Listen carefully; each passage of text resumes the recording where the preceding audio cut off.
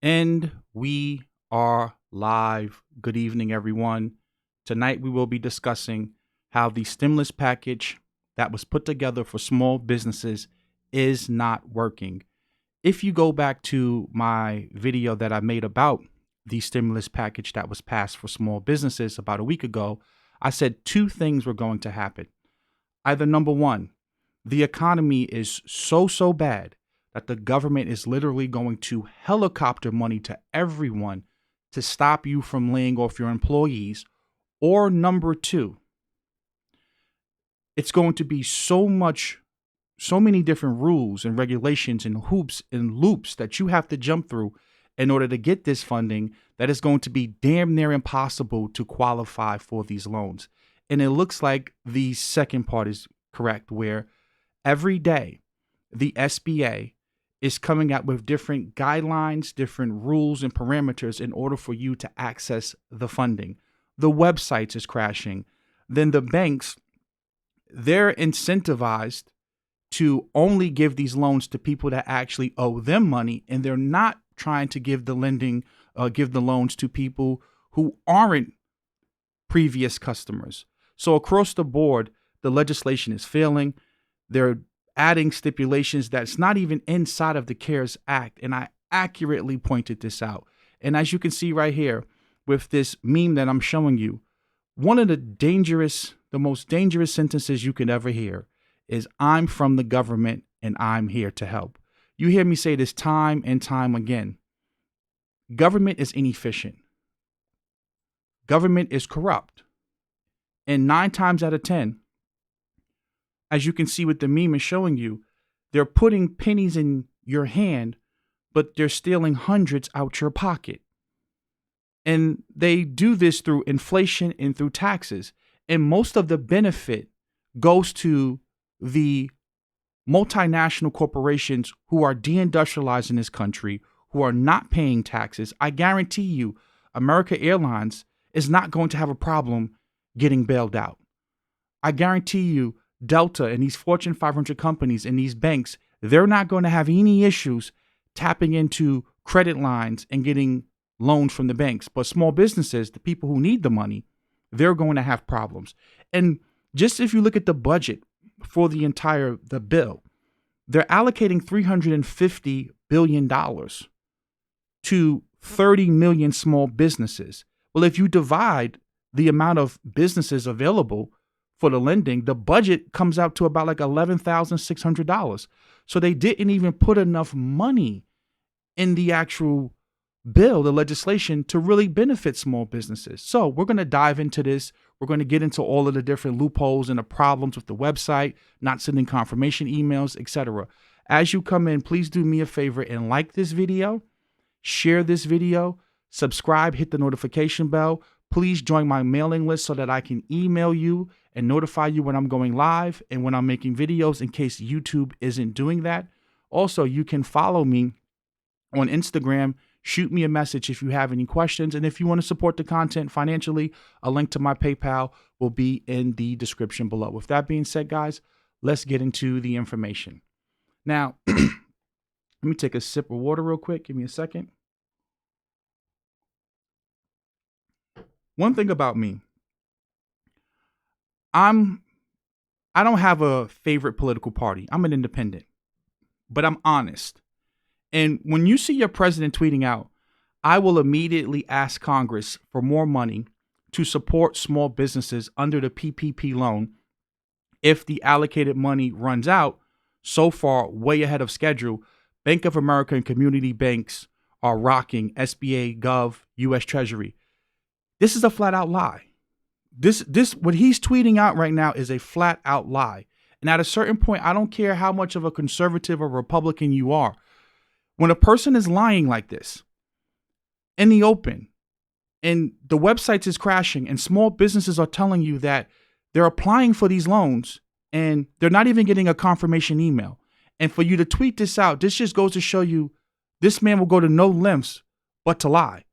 Like he just lies and lies and lies and lies. Because if you go to the article that Politico put out, it says small business loan program stumbles as the SBA system crashes. Now understand, there's no excuse for these websites to be crashing because as a thinker, see, I've been doing this for a long time. If you go back to 2008, we already know what happens when we have an economic crisis. So what the government should have been doing over the past 10 years is putting in the proper infrastructure, because we know every 7 to 10 years we average a recession. We know this. We know about the boom and bust cycle. So there's no reason why the infrastructure shouldn't be put in place. Even if you go back to the Obamacare law, when Obamacare was passed, the government website, the Obamacare website, was getting hit so bad that the website kept crashing. So any efficient business, man or woman, would understand, I need to make sure that I have the proper infrastructure in place. This isn't the first time that they've dealt with a crisis. So for this to be happening and to have your president saying everything's fine when it's not, is just a flat out, it's unacceptable across the board. And what they're doing is the banks are withholding the funding because they can't make money from these loans. And what they're doing and I'm going to get to this in a second, what Bank of America is doing is that they're a part of the SBA program. So they should be providing loans to everyone. What they're saying is the only way that they're willing to process your application is you have to have a credit card with them or an existing loan.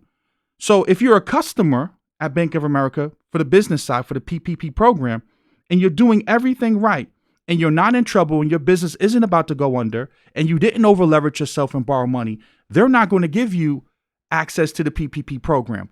But if you're someone that has a loan with them and owe them money, they'll make sure you get funding. You know why? Because the banks are looking out for themselves. If you owe them $2 million, they don't want to see you go under.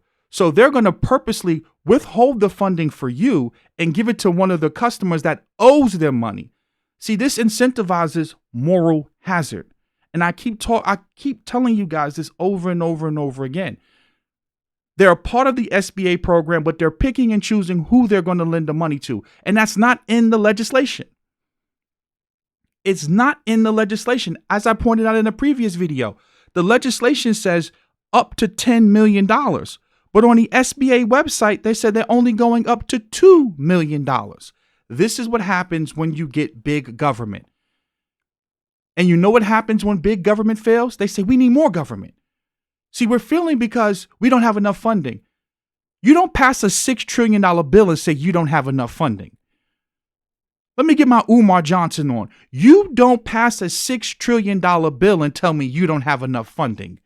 No, you have enough funding. See, this was done by design. The program was designed to fail and be confusing from the beginning. And we're going to get to that in a second.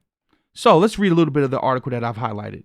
It says banks on Monday struggled to assist thousands of small businesses vying for $350 billion in government-backed loans as lenders reported that a small business administration system used to process the applications was crashing. The Small Business Aid Program, a crucial part of the government's record $2 trillion plan to rescue the economy from the pandemic, has been snarled since it was launched Friday, in large part because of technical problems with the SBA's E-Tran system, which banks must use to authorize loans. So now think about this. The banks are saying that they're barely processing any loans. Like right here, this article, thousands of applicants, zero loans. Trump's small business lending program is a failure to launch. But then he's tweeting out, it's successful. We're far ahead of schedule. Your president's tweeting out that he's far ahead of schedule, that everything's going well, and it's not going well. It's not doing well. But he's going to tweet out that it's doing well. This is criminal what these banks are doing. And there's no excuse why this should be happening, because this happened in 2008. There should be an oversight committee that's actually looking over this and facilitating this. And second of all, why are the banks even in the middle of this? The loan should just be coming straight from the government in the first place. But see, this is why you need the free market. This is why free market capitalism works. Because think about it. If I'm a small business and I did the right thing, banks are not incentivized to give me money. They're only incentivized to give the loans to people who are in trouble. It says throughout the course of the day, it's been up and down. Independent Community Bankers of America President and CEO Rebecca Romero Rainey said Monday. That's been the experience since this all went live. This week will be the biggest test yet for the so-called Paycheck Protection Program, which Congress created to get money as quickly as possible to small businesses to stave off mass firings as the economy shuts down. So what I want to do is I want to hop over to the actual FAQ that they put out. Now, remember, I was telling you that it was confusing from the start because people were going out into the SBA website and they were filling out the form for the loan, but the portal for the actual legislation wasn't even available yet. So I spoke to some people, give me one second, who told me that they filled out one application before the portal. This is the portal that popped up. This wasn't even available when the legislation first passed. So some people filled out a separate form and then had to go back and fill out the new form because they didn't even have the website up and running yet. So they passed legislation. They told people to go apply for the loan, but the portal wasn't even working yet. And then when you go to this portal, let me go back here, and you fill this out, you don't even get a confirmation email letting you know that they actually even received your application or not. Think about that. Here we are we're in 2020. There's no excuse that while I fill out a loan application online, I don't receive some type of confirmation email saying, hey, we got your application. So you don't even know if you filled out this loan, if they've even processed your application yet. This is the madness. So then now today, they put this out. Don't know where to get started. So now they're giving you guidelines. So now think about it. You could have filled out for the EIDL loan, but then now you may have to come back and fill out the PPP program loan.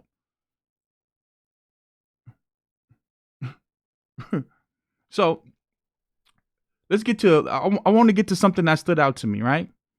So right here, it says the EIDL loan.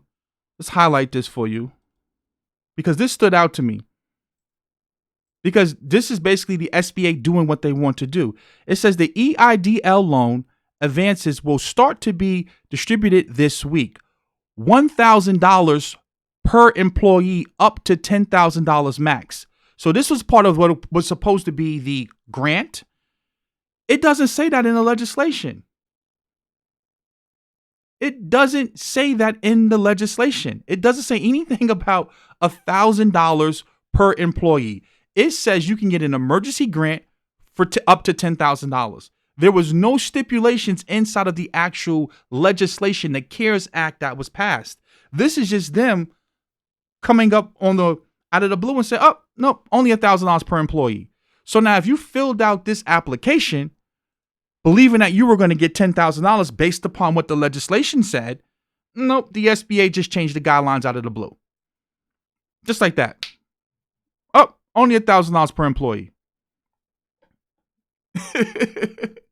It's like, how could you properly budget for that? Like if you was a business and you were banking on this emergency lent money getting in your pocket, now they just changed the whole game. So you could have been sitting here, think about this, right? Because the whole purpose of these loans is so that you don't lay off people, right? There's no demand for your product or service because the government forced you to shut your business down. So here you are, you're sitting here and you're saying, I'm not going to lay these people off because I know the money's coming. Think about this. You got to really put yourself in the shoes of a small business owner, right? I own a small business. I spent 30 years of my life building this business up.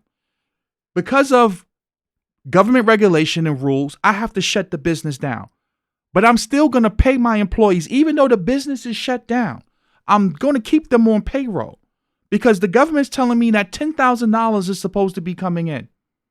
And then 2 days later, they just changed the rules and tell me, oh, no, only $1,000 per employee. So this emergency money, remember, a lot of small businesses, they only have enough funding to get them through the month, maybe 2 months at that. But then, we're only going to give you $1,000 per employee. So you may have potentially kept somebody on the books paying them to stay home that you would have probably laid off, and you're going to still end up having to lay them off anyway because you're not going to be able to get the proper adequate funding. That's government for you. Doesn't work. Doesn't work, right? So it says, let's read a little bit of this.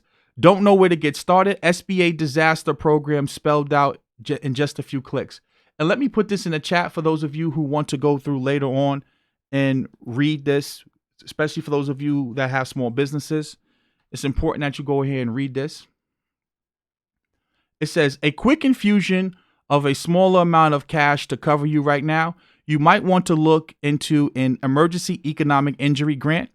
If you have an existing relationship with an SBA Express lender, the Express Bridge loan might be a good fit to get up to $25,000 quickly. Look for Express lenders. Now, let's look at one of these Express lenders. This is one of the Express lenders, Bank of America. Bank of America only allows small business customers with existing loans, credit lines, and business credit cards to apply for the Paycheck Protection Program.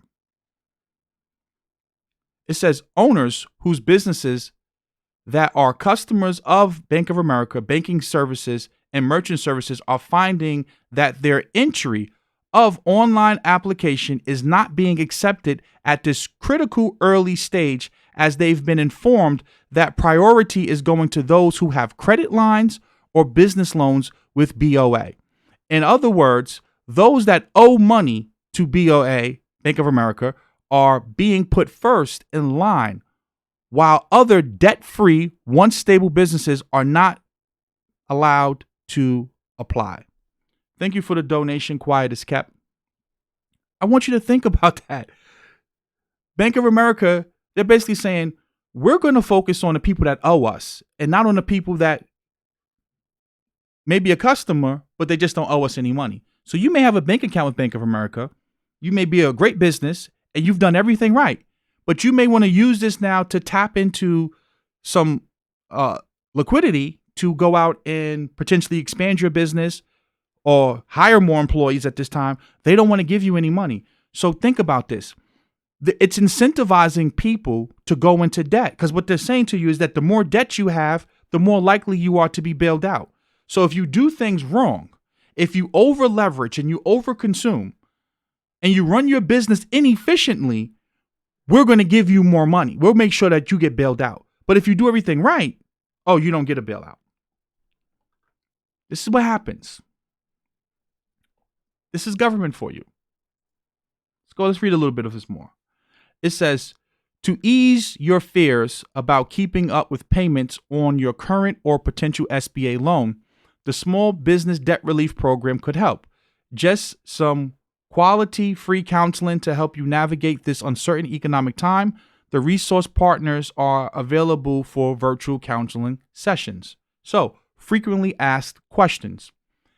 If I'm applying or already received an economic injury disaster loan, is my small business eligible to participate in the Paycheck Protection Program?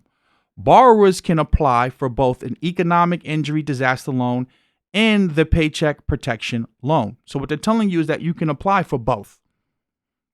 However, the Paycheck Protection Program loan funds and the economic injury disaster loan funds cannot be used for the same purpose. So what they're saying is that you can get both loans, but you can't use them for the same purpose. So one has to be used on rent and other business expenses, and then the other has to be used on payroll. But then again, here's something else that's not in the legislation. Right here. It says, the Paycheck Protection Program loan must be used for payroll, minimum of 75% of funds received for it to be eligible for a forgivable loan, and the remaining 25% is used for different purposes: mortgage, interest, rent, utilities, and other services. Yet, if you go to the CARES Act legislation, that's not in there.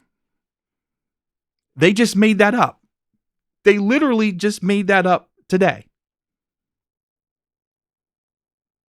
Out of the blue. Oh, yeah. The Paycheck Protection Program, yeah, you have to use 75% of it on the funds. You have to use 75% of it for it to be eligible for a forgivable loan, and the remaining 25% has to be used for a different purpose. So you have to basically figure out a way to allocate 75% minimum towards one thing and then the rest towards a different purpose. They just made that up. I accurately called this out. I knew this was going to happen. Why? Now think about this. I'm not some economist. I'm not Jeff Bezos from Amazon. I'm just a regular businessman. How is it that I can know that this was going to happen, but you're telling me that congressmen and women, senators, they don't know this? U.S. lawmakers didn't see that this was going to happen. Now, I just told you the same thing happened with the website crashing with Obamacare. So at a certain point, you have to get in your mind, government is inefficient and it doesn't work. Big government doesn't work. It doesn't work.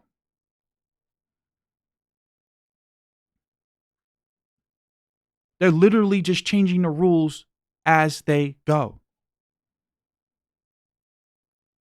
And that's because even if you look at the $1,200 stimulus payments that they're sending to people, $4 trillion of that money is going to go to the elite, the wealthy, the Fortune 500. And they're only going to give you $1,200. $1,200. What is $1,200 going to do for a family? And as I said to you before, you don't even receive a confirmation email when you do this. So you don't even know if your loan application even went through. So I would encourage you, if you filled out this form right here, if you filled out the disaster loan assistance, go back and fill it out again, because most likely the website didn't work properly and you need to go back and you need to fill it out again, is what you probably need to do. And as I said, when you look at it's not complicated, right?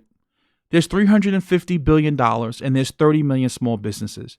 That means that they've only allocated $11,666 for small businesses, for each business. So from the jump, the way that the program was structured, it was structured for you to fail. It wasn't even designed to really help out businesses. Because most of the funding is going to go to the rich, the people who don't need the money. But this is just the way things are designed.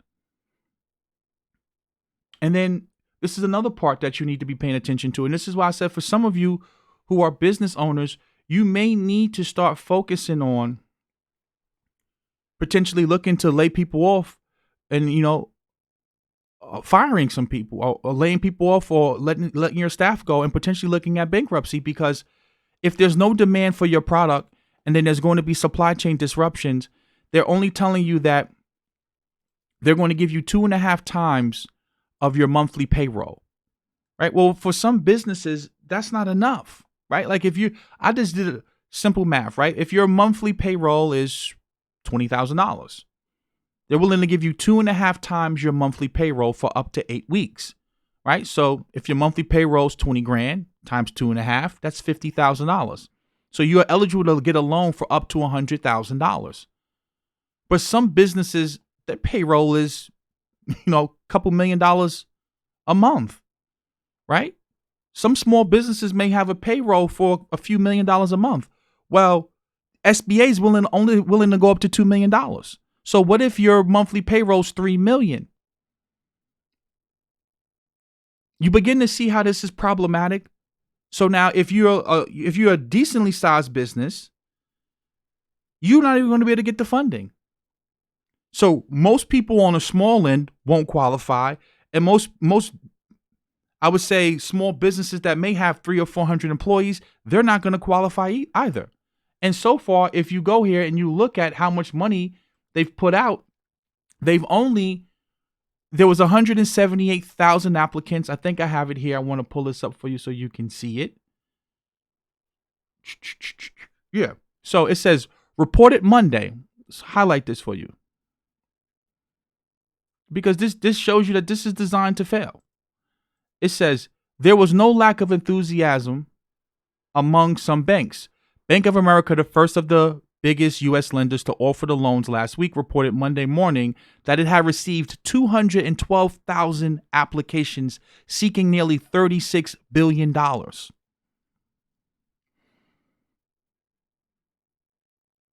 They received 212,000 applications. And like I said, most of the funding's not going to go out because most people aren't going to be able to qualify. Or there's going to be so much red tape that you're not going to be able to get it. Give you another article, right?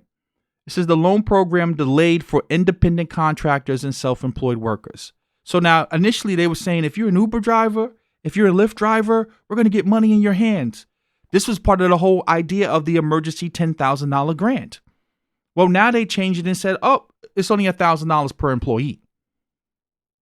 Right? Now it's only $1,000 per employee. But before it was up to $10,000. They're just making it up as they go. So now if you're an Uber driver or you're a Lyft driver, well, you don't have any employees. So you're in trouble. So I highlighted a little bit of it right here.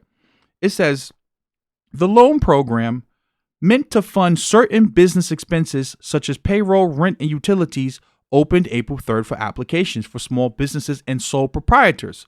However, independent contractors and self-employed individuals must wait an additional week to apply.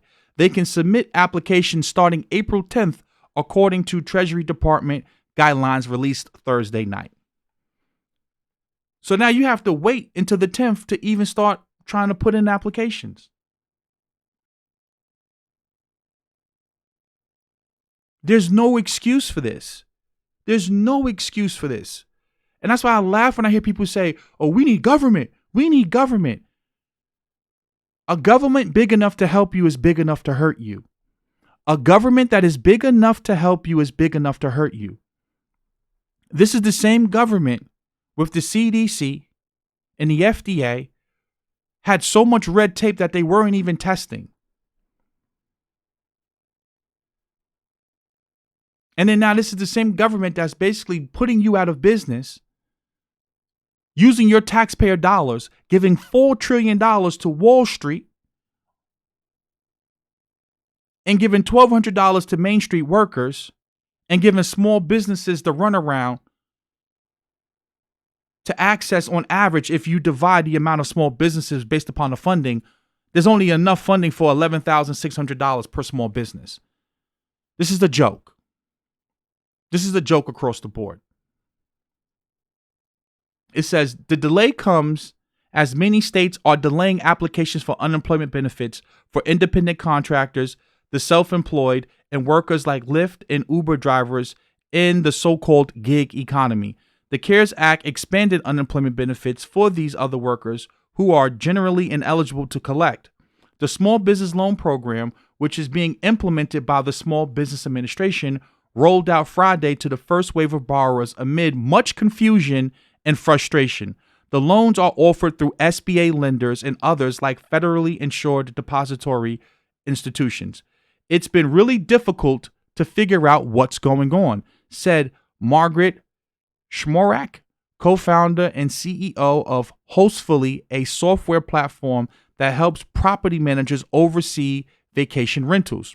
Schmorak, based in the San Francisco Bay Area, is hoping to get a loan of roughly $100,000 to cover 2 months of payroll. The company, which has 7 U.S.-based employees, has trimmed unnecessary expenses, avoided layoffs, and is doing okay, she said. So that goes back to my point.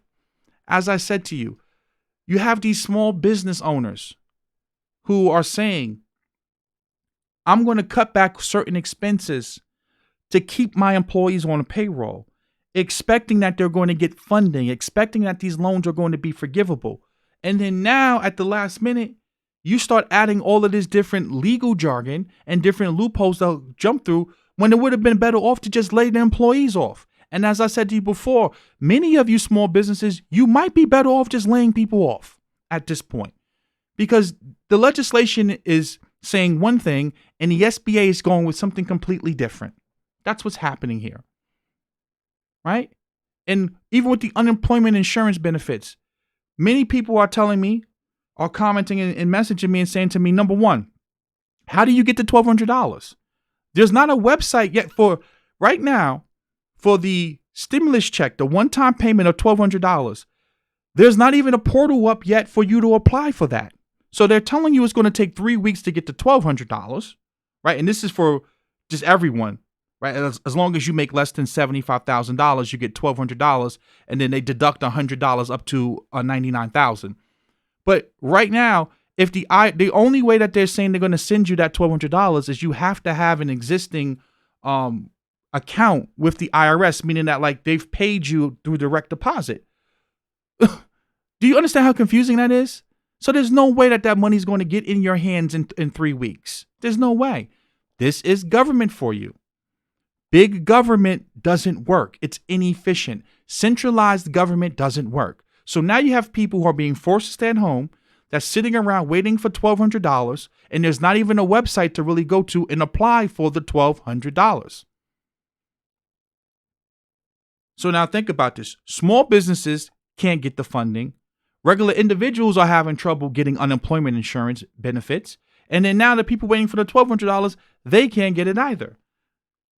I've had so many people ask me, well, where do I go to apply for the $1,200? They don't even have the portal up yet. They just got this portal for small businesses. What was this, on like last Friday? And there's 220 watching this, guys. Hit the like button. Hit the like button. So, across the board, this is a joke. And I knew it was going to be a joke. Look at Chase, right? Small Business Administration, SBA Paycheck Protection Program. Just listen to how confusing this is. Look how confusing this is. You may be eligible for a loan under the Small Business Administration new Paycheck Protection Program. The program is designed to provide small businesses access to capital for payroll and other overhead costs. We aren't accepting applications for this program at this time. Check back for updates. So they're telling you about the program, but they're not accepting applications for the program. I'm going to read that for you again, because I know it might be confusing, because it's designed to be confusing. It says Small Business Administration SBA Paycheck Protection Program. You may be eligible. So they're telling you, you may be eligible for a loan under the Small Business Administration new Paycheck Protection Program. The program is designed to provide small businesses access to capital for payroll and other overhead expenses. But we aren't accepting applications for this program at this time. Check back for updates. Right? But I want you to think about this, right? If they're a part of the SBA, they should be accepting applications. But you know why they aren't accepting applications? Because there's no money for them. They don't want to have to deal with it, because these are low interest loans or forgivable loans. So there's really no money in it for them. So this is why they're not incentivized to help you, because they can't make any money from these loans. And then what they're going to do, like I said, like the same thing Bank of America is doing, they're only going to give these loans to the people who are potentially going to default. Because again, if I extend you a line of credit or I extend you a loan, that loan is on my books. So I don't want that loan to go bust. So I'm going to basically give you priority over businesses that may have the right credit score, good debt to income ratios, looking to grow, looking to expand. Nah, we're not going to give you the loan. We're going to give it to the person who did everything wrong. And this is for those of you who want to go, and I encourage you to go and fill this out again. And I accurately predicted this. I knew that this was going to happen. It's obvious that this was going to happen. So let's read a little bit of this article. It says, thousands of applicants, zero loans. Trump small businesses lending program is a failure to launch. And it's important to highlight this because here it is, your president. And again, I don't care where you sit in politics, Republican or Democrat. I don't listen. It's just the left wing and the right wing of the same bird. They're both the same way. Okay. Bottom line. It says, I will immediately ask Congress for more money to support small businesses under the PPP loan if the allocated money runs out. So far, way ahead of schedule. Bank of America and community banks are rocking.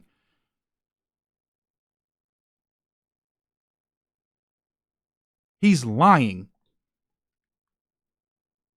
They are not rocking. The websites are crashing. They're not processing everyone's application. They're picking and choosing who they want to give allow the loans to go through. They're picking and choosing winners and losers. Okay? So I don't care if you're a Republican or Democrat. It's the left and right wing of the same bird. At a certain point, you have to become intelligent to see through the game. So, and I like to give you multiple news sources because people like to say, oh, fake news.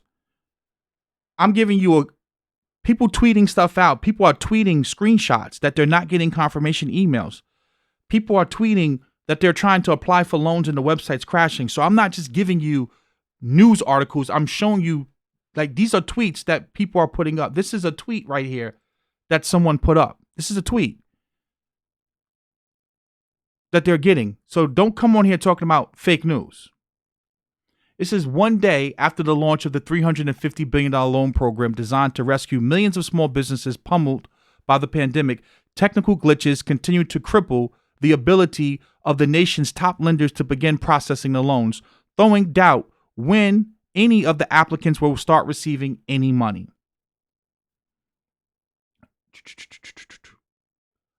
Something I want to read. Here we go. Bank of America and JP Morgan Chase received tens of thousands of applicants within hours of the program's launch on Friday. Senior executives at both companies told NBC News. Bank of America reported receiving over $22 billion in request funds. Wells Fargo, which appeared to have a late start, on Saturday opened a portal where customers could register and get an email back with next steps within a few days. Citi's website said applications will be available shortly. Now, let's go to Wells Fargo because I forgot to put this up. So here at Wells Fargo, they have a cap because Wells Fargo has been doing some really shady things with their bank accounts and different schemes and locking black people into really bad loans. Like literally, they have a history. Bank of America has a history of predatory lending. They have a history of the checking account schemes. Well, because of that, the Fed put a cap on them as far as how high they can go with assets and loans and lending, their entire banking operation. They put a cap of about $1.5 trillion is their cap. Well, what Wells Fargo was trying to do is they're saying, oh, well, we can't really give out a lot of applications because the Fed has this cap on us. So if you take the cap off, then we'll go and start processing the loans. What that's code language for is we're going to use people's pain and suffering as an excuse to say, yeah, we want to help them so we can get back to doing business as usual. I mean, at a certain point, guys, you got to be able to read through the game. Problem, reaction, solution. Problem, reaction, solution. At a certain point, you can see the game. I've been doing this long enough. I said it in my very first video that I did last week. Two things were going to happen. Either they were going to make it extremely hard to get the loans, right? Or the economy is so bad that even if you got the loan, it wouldn't matter because in 2 months, you're still going to have to lay people off. And guess what? That may end up happening anyway. As I said before, you may get the funding and still have to lay your employees off anyway, because when you start looking at the reality as to what's happening. Here in New York, they are locking all of the parks, and they've taken down all of the basketball rims to keep people out of the park. You don't do that. I'm talking about in all parks across the board. They've literally locked down every park, and they've taken down the basketball rims in every park. You don't do that if you believe that everything's going to go back to normal at the end of the month. You don't do that if you believe that everything is going to be fine.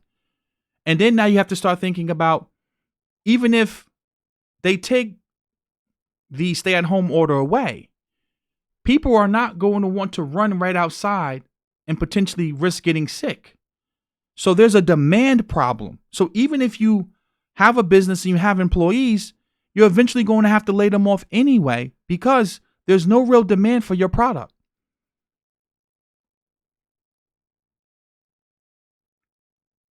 So when you see that, this doesn't help anything.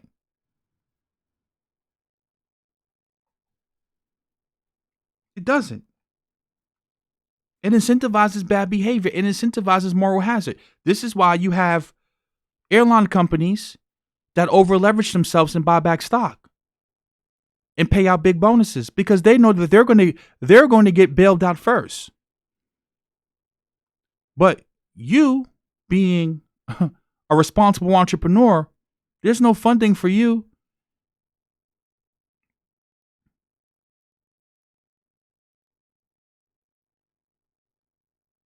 So at a certain point, you have to start asking yourself,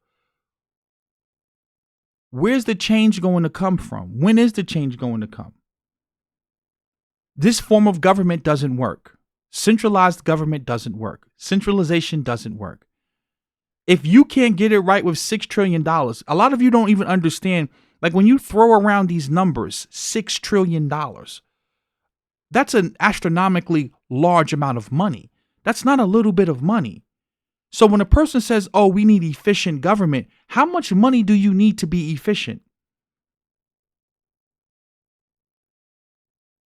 How much money do you need to be efficient?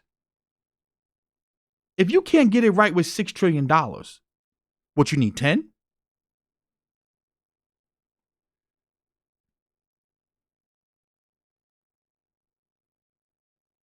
And if you are a small business owner, you seriously need to start thinking about, what are you going to do? Because they're going to change I guarantee you they're going to change the rules again. Most of these loans are not going to be forgivable. They're going to think about it. If you take out, let's say you get approved for $200,000, $300,000 from the loan, but then they change the guidelines and they say, oh, well, only 50% of it's forgivable. So now you have a loan. You don't know how much of it's really going to be forgivable because they're changing the guidelines every other day. And you don't know if demand for your product and service may come back. So you may go into debt to keep employees on the books. You may go into debt to pay your mortgage or your rent, and just turn around a year from now and they say, oh, only 50% of that loan is guaranteed. It's forgivable. And then now you may you may go into more debt. So you may lose your business holding on to employees because the government said they were going to look out for you, just for them to turn around and not look out for you. And yeah, you may have to pay back that loan. At a certain point, you have to start looking at things for what it is and say to yourself, this is problematic. But see, this goes back to what I've been saying time and time again. Many of these people that work in government, there's a faction of the government that has a Marxist ideology, a socialist ideology, and a communist ideology. And they're trying to stomp out small businesses. They want this top-down, trickle-down economy. Many of these people, both Democrats and Republicans. See, a lot of you get caught up in the political game, and I'm going to say it again. The Democrat Party and the Republican Party is just the left and right wing of the same bird. Many of these people, they want to usurp your freedoms. And they look at Like Rahm Emanuel said, never let a good crisis go to waste.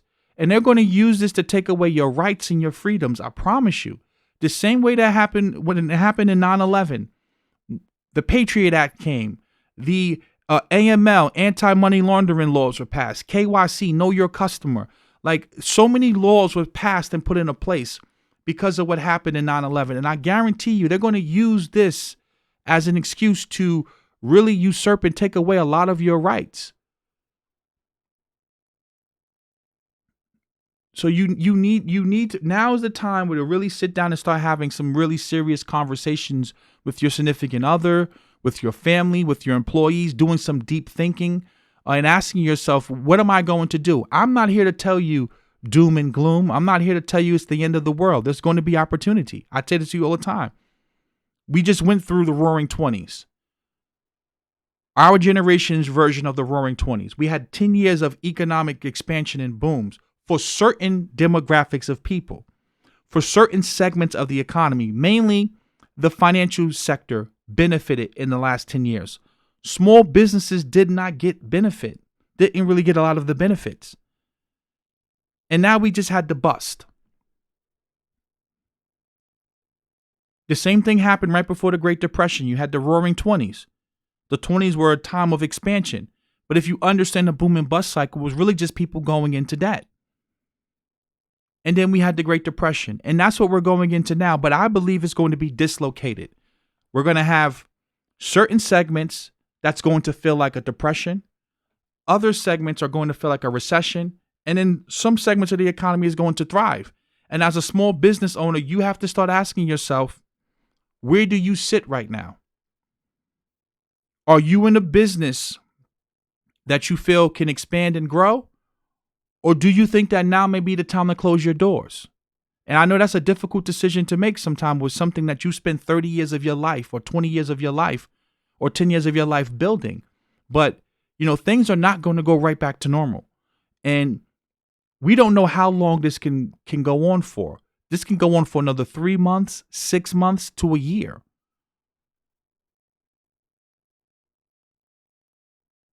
Right? So you have to, at the end of the day, you have to start really asking yourself these important questions. And I can't tell you what to do. And see, that's part of being a business owner. Don't listen to some guy on YouTube. Don't listen to some woman on YouTube. It's called personal finance. You have to ask yourself these questions. These are serious questions that you have to ask yourself. Do you want to put yourself in a lot of debt to hold employees, not knowing if these loans are truly going to be forgivable?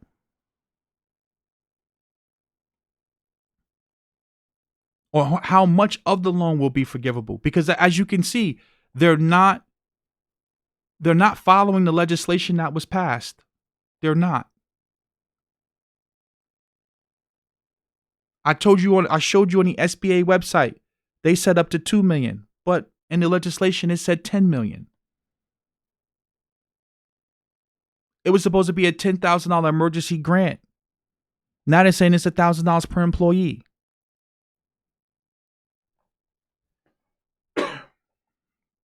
Let me take a sip of water real quick.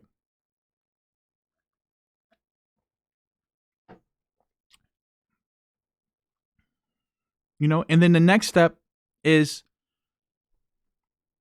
inflation, right? And I want to show you this because this is I love seeing this right here. Right? Because where is this money coming from? Right? When you start asking yourself this question, where is this money going to come from? That's the next question. This $6 trillion that was literally printed out of thin air. The money printer's going brrr. That's Jerome Powell. That's the Federal Reserve Chairman. This is a meme that's been that was shared on Twitter. You got to ask yourself this question. These are important questions. Where is this money going to come from? What is this going to do to the value of the dollar? What is this going to do to the middle class? Why is the middle class in this condition in the first place? Why is it that most small businesses don't have enough cash to make it through 60 or 90 days? Why is our economy structured this way, where it's based upon consumption, consuming, going into debt? Think about that. I tell you guys this all the time. The economy can only grow by going into debt, because debt is money and money is debt.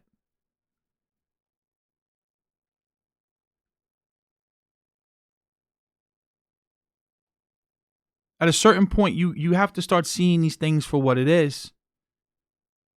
The system is flawed. And don't talk to me about capitalism, because this is not capitalism. This is cronyism. When you have a corporation like American Airlines that can tap into credit lines with no problem, but everyday small businesses don't get that same ability to tap into money that way, that's not capitalism. It's not capitalism at all. It's just not. That's cronyism.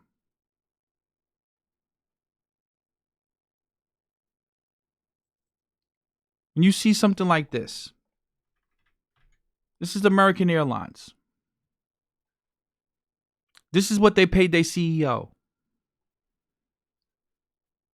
$11.9 million, $12.1 million, $11.1 million from the year 2018, 2017, and 2016. You think that they're going to have to jump through any loopholes to get bailed out?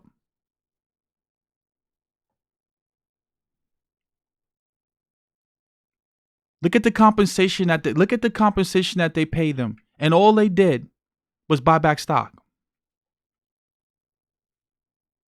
and pay out bonuses, and they're going to get bailed out with no problem. They're not going to hesitate. And then now, because they took on more debt and they were reckless, they're going to be able now to buy up smaller companies and gain more market share. So really think about this as a small business. Take a step back and understand that you can't compete in an efficient marketplace. The reason why is because you're competing against people who, whether they do right or wrong, they're still going to get a benefit. So they're encouraged to go into more debt. So when you have the boom and bust cycle, they're encouraged to take on more debt because they know they're too big to fail. They're too big to fail.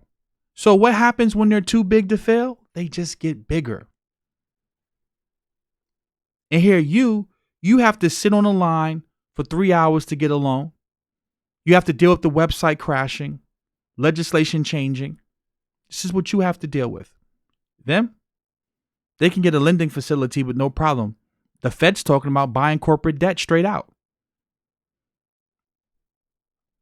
And you are a taxpayer, so you get taxed twice because inflation is a hidden tax.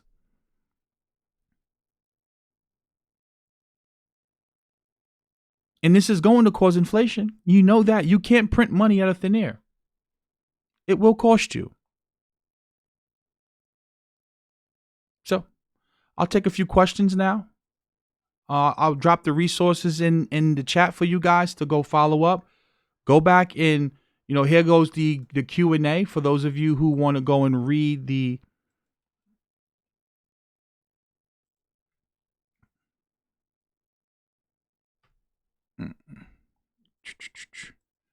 This is the actual one of the loans. Go out and definitely seek financial advice from certified people. There's 289 of you watching. Hit that like button. I love what you just said, James Jones. Fabian economists, intellectuals, modern feudalism, hidden tax, of course. See, this goes back to Keynesian economics. Keynes believes that all spending is good spending, no matter how you spend it, no matter if you go into debt to spend. And this creates this economy where we're not based off of producing and manufacturing and making things. It's all about Americans maxing out their credit cards, taking out home equity loans, buying houses, buying cars, going into debt.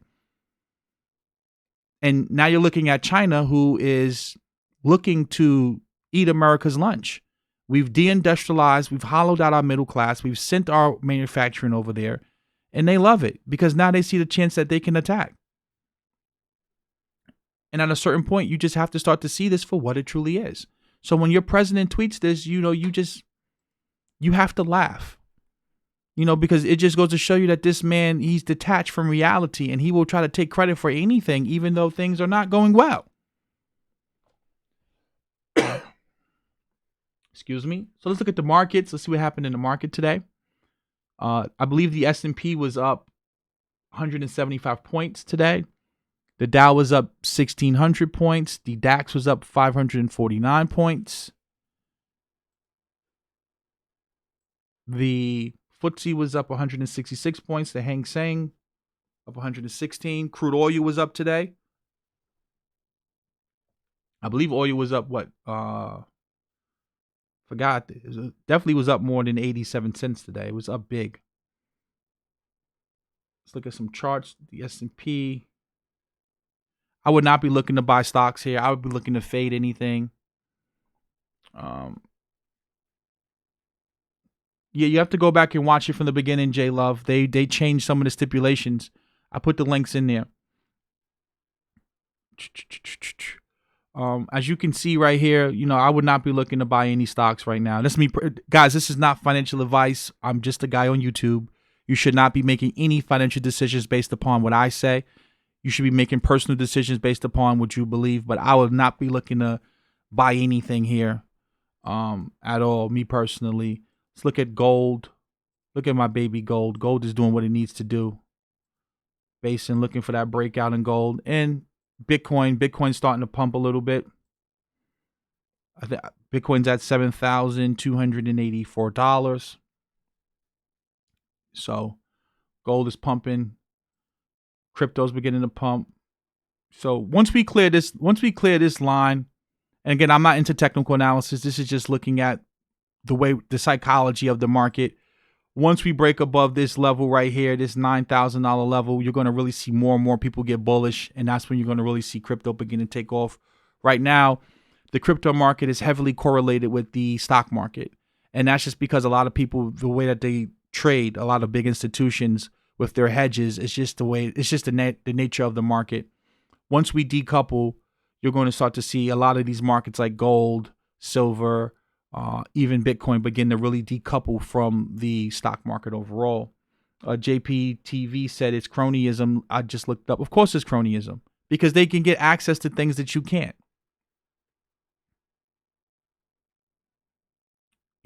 They can get access to things that you can't. You and I cannot pick up the phone and call the Treasury Secretary and get an emergency loan. We can't. We have to sit on a website that keeps crashing all day. So it's cronyism, top to bottom. Jason White says, what are your thoughts on the halving? I believe that the halving is when the market's going to really pump. I believe that right now what's happening is smart money is accumulating, shaking out weak hands. We've seen Bitcoin go all the way down to 3,800, and now we're back at 7,296. It's really just wiping out a bunch of weak hands. We've seen this happen all the time in the market, right? The strong hands know how to accumulate and hold. Dumb money, they chase the dumb money chases the breakout. The smart money accumulates. It happens all the time, right? Like I see this time and time again. I've been doing this now for close to 10 years. I've seen this time and time again. Dumb money chases, smart money accumulates. When Bitcoin came down to 3,800, I brought so much. Coinbase locked me out my account. That's how much Bitcoin I was buying.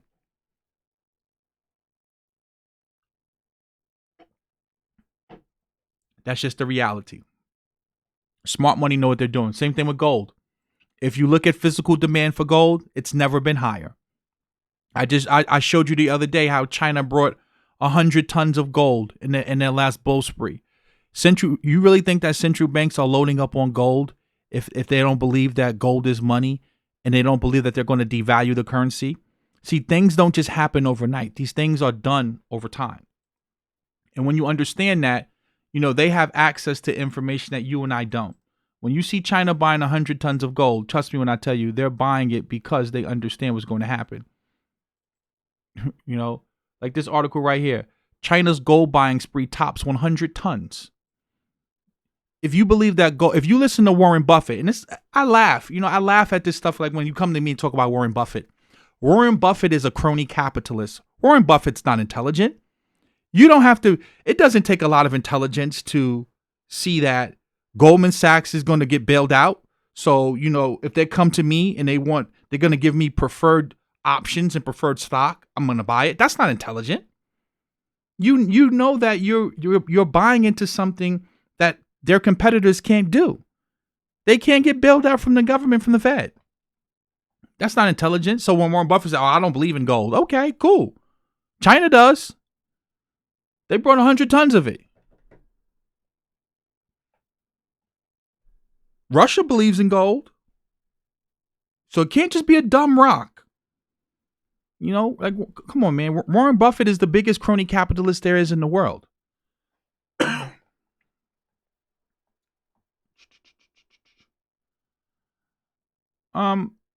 George Diaz, you don't have to pull your money out of the bank, because if you listen to this, see, this is why I say you don't got to pull your money out of the bank. Because let me just play a video for you real quick. I'll tell you exactly why you don't have to. Give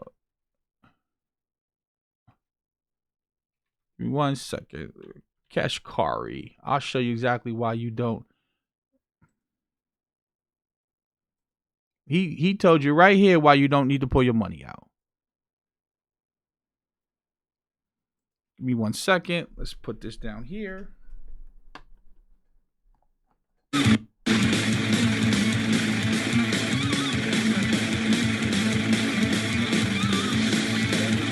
Make sure that there's enough cash in the bank. You don't need to. Your ATM is safe. Your banks are safe. What was that? Put this right here. Make this bigger.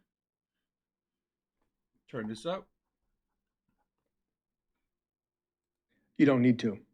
Your ATM is safe. Your banks are safe. There's enough cash in the financial system, and there is an infinite amount of cash at the Federal Reserve. We will do whatever we need to do to make sure that there's enough cash in the banking system.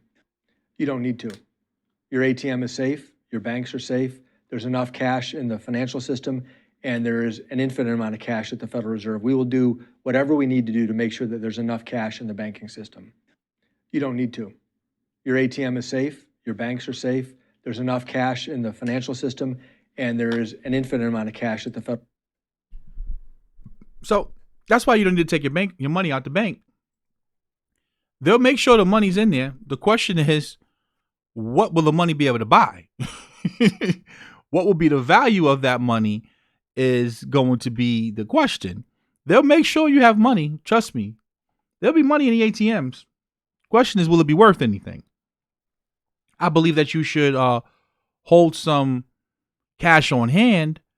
I believe that you should have cash in case of an emergency, in case, you don't want to go outside and get sick and stuff like that. But as far as like taking all your money out of a bank and putting it under your mattress, you don't need to do that, because listen, they'll print enough of it up for you to have it. They'll make sure that you have it.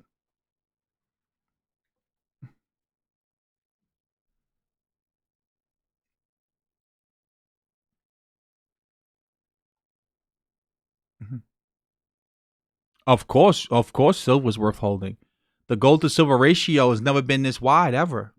Silver, if you're looking to speculate, and see, guys, remember, the whole purpose of gold is to preserve purchasing power. You buy gold because you want to preserve your wealth, meaning that if you've spent the past 20, 30 years of your life working, the last thing you want is for your currency to be devalued 20%, 30%. You don't want that. Right? That's the last thing you want. You don't want to be in a situation where you spent 30 years of your life and you have $300,000, $400,000 saved up, and because of inflation, you're going to lose 20% of your purchasing power. Right? So you buy gold and silver because you want to preserve purchasing. You buy gold because you want to preserve purchasing power. But remember, silver has industrial uses. And then number two, silver, a lot of people are not really piling into the silver market. So when you look at the ratio as how much the gold to silver ratio, silver is going to appreciate faster than gold is, because gold is a very thick market. It's an $8 trillion global market. So it's just much easier just based upon the market capitalization of silver that silver is going to go up just because of supply and demand. So, I would definitely, I believe silver's going to top $100. I believe I can easily see $150 silver easily. And that's just the reality. And for those of you who are looking to buy it, go to AppMex, go to JM Bullion. Those are the best places to, if you're new and you just want something quick and efficient. But remember, the physical market is backed up because everyone sees the printing. Like the Fed has to backstop these loans. The Fed is the backstop for that $6 trillion.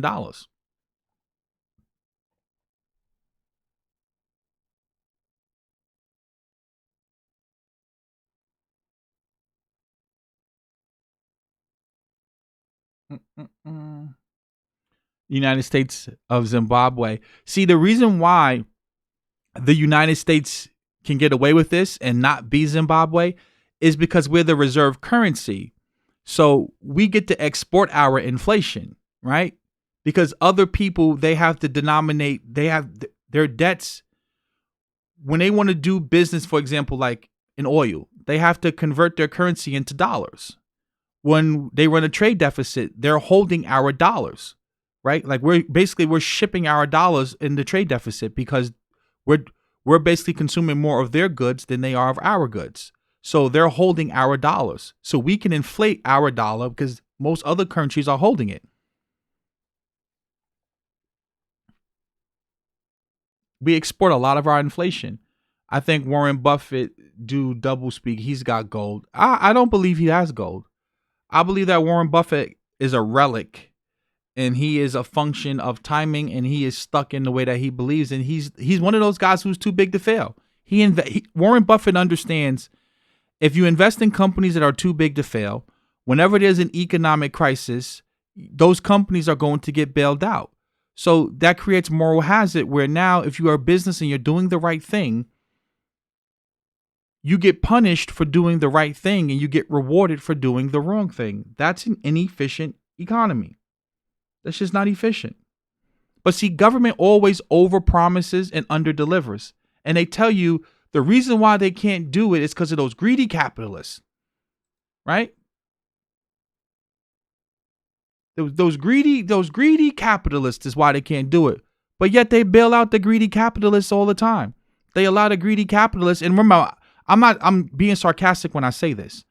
They allow the quote unquote greedy capitalists to get a bailout. They allow the greedy capitalists to hold them hostage and say, oh, well, if you don't give us the bailout, we're going to lose jobs. And then General Motors in 2008, when they get the bailout, they still fire the people and ship the jobs overseas. So come on. And that was under a Democrat administration. And now we have a Republican administration. And it's the same thing. That's why I say I don't get caught up in Republican versus Democrat because it's just a game. It's theater. Right? I don't get caught up into the left wing and the right wing of the same bird. I understand that these things have been going on over and over and over again, which is why I buy crypto and which is why I buy gold and silver, because I know what's going to happen. We've seen this picture in 2008. You don't have to have a PhD in finance and economics to see markets operate off of supply and demand. If there's more dollars in circulation, the value goes down.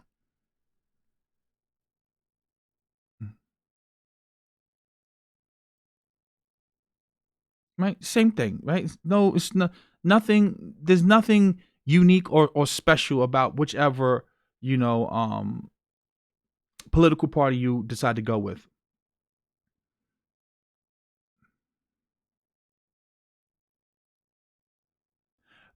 That's a good question, Roscoe. Roscoe says, Eli, how do you think India/China will overcome the inconveniences of having massive populations to become world powers, not superpowers? That's an interesting question because China has a lot of poverty. They have a lot of pollution. Same thing with India. So they have their problems as well too. And that's the beautiful thing about investing and living. As I said before, the only thing that's constant is change. That's the only thing that's constant. Things will change, right? And When you take a step back and you look and you say to yourself, there will be a lot of opportunity mixed with difficulty. There will be a lot of opportunities to invest. There will be bull markets. There will be bear markets. Some people will get hurt and some people will make money. You have to really take a step back and start really looking at things. So when I look at India and I look at China, I look at India where they have a younger demographic base, younger people coming into uh, adulthood. They want to grow. They want to expand. But then you look at the flip side, like you said, with poverty. At what point do you start to see revolution? Like even here in this country, like when you look at income inequality, at what point do you start to see the lower tiers of people who aren't making money, who aren't benefiting from all of this gain, rise up and start fighting back? So like when you look at China, when you look at India, they have some of the same structural problems too. Maybe not demographically, because we have an aging population, but income inequality. Like, can they maintain and control all of those people? Right? With 1 billion people, can they really keep it under control? Right? Is the government big enough to beat that many people into submission? That's what's going to happen, because people are going to revolt. So it's interesting. That's it. I don't really have an answer, right? You have to really just take a step back and say that's what the future is going to hold. Are we going to be able to, as a society, house, clothe, feed, and shelter 7 billion people? Right? And then, you always hear these conspiracies about depopulation. Well, like if you apply the rule of 72 to population growth, we're expected for our population to double and go from 7 billion to about 14 billion in the next 60 years. Right? So if we can't house, feed, and clothe 7 billion people, what are we going to do with 14 billion people? And I'm not advocating for, depopulation. I'm just telling you that these things are going to be problematic. And when you see how our government is responding, do you really think that they have the solutions to deal with these problems? They don't.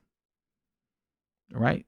They don't have the solutions, right? Trickle down economics doesn't work. That idea of, give bailouts and tax breaks to the Fortune 500 companies and they're going to hire people, it doesn't work. Trump just blew a hole in the deficit. $1 trillion tax cut didn't spur economic growth. Right? So, you have to really start looking at these things. These things is you got to really start thinking about where we're going to go with this. Are we as a civilization going to start dealing with a lot of our problems, especially income inequality? Income inequality has never been this bad. Going back to the Gilded Age, going back to the Roman Empire, like you've never seen income inequality this wide. And it's not a function of markets operating that way. It's a function of people cornering the market, getting unfair tax advantages and unfair opportunity that you and I just can't get. I'm all for listen, if you made $1 billion because you created a better product than me, I'm all for that. I believe that you should make as much money as possible, honestly though. But when you can, get slave labor, not pay fair wages, lobby politicians, get regulations repealed, and then gobble up a bunch of debt, do a bunch of financial engineering, buy back a bunch of your stock, game earnings, tap into the repo market, tap into lending facilities that regular everyday people can't, bribe politicians, and then create a bunch of regulations to keep other businesses, smaller businesses, from competing with you. That's not capitalism, and that's not fair.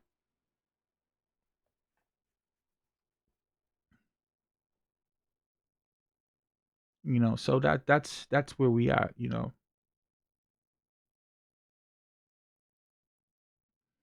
100%, Roscoe. The booms of the 20th century made a ton of people incompetent. That's just a fact. Dark matter trading group. I believe that we're going lower. I don't believe that. I don't believe that the market. Me personally, the only way I see the stock market going higher let's take a step back, right? Let's unpack that. That's a good question. So let's look at the S&P. The stock market is supposed to be driven off of earnings, right? Companies are supposed to earn money per share. That's how markets are supposed to be structured in theory. So, if we're looking at this market and we're seeing that there's a supply shock coming from overseas, most of the manufacturing, the products, the services, all of that stuff is overseas. So if China is having a slowdown and they're having a supply shock, and then you get a demand shock over here, one must say, okay, if you look at the trace route and you follow the breadcrumbs, that's going to spill into earnings. Because if companies can't get enough supplies on their shelf and they don't have enough customers going into the store buying their products, that's going to affect earnings. And if the stock market is driven off of earnings, that means earnings are going to be down for the foreseeable future. Because it's going to take at least 6 months to a year to get back to something that looks normal. So if earnings are going to have to be lower and they're going to have to guide down, naturally the stock market is going to have to go down. That's looking at things, the way the market should function. But then you have the wild card, and that's the Fed. And see, when the Fed can make the money print to go brrr, like this, when you have Jerome Powell, when you have Neil Kashkari and you have Jerome Powell, and they're willing to print unlimited amounts of money. Now you have to start saying to yourself, well, we don't really know what can happen, because the Fed can come out tomorrow and say, we're going to pump $10 trillion into the stock market. And the stock market can boom. Now the question is going to be, well, what's that money going to be worth? Right? Because we know for a fact that since September 17th, the Fed has injected $9 trillion into the banking system throughout the repo market, which was then given to hedge funds and investment banks to speculate. So this boom that you've seen happen from September up to February was artificial. It wasn't because of earnings, and it wasn't because these companies were growing their balance sheet. It was because of financial engineering with the Fed going into the repo market. So you have to take two schools of thought. If you believe the Fed's going to bail everyone out, and you believe the Fed's going to print a ton of money, then yes, the stock market is going to go higher. We've bottomed.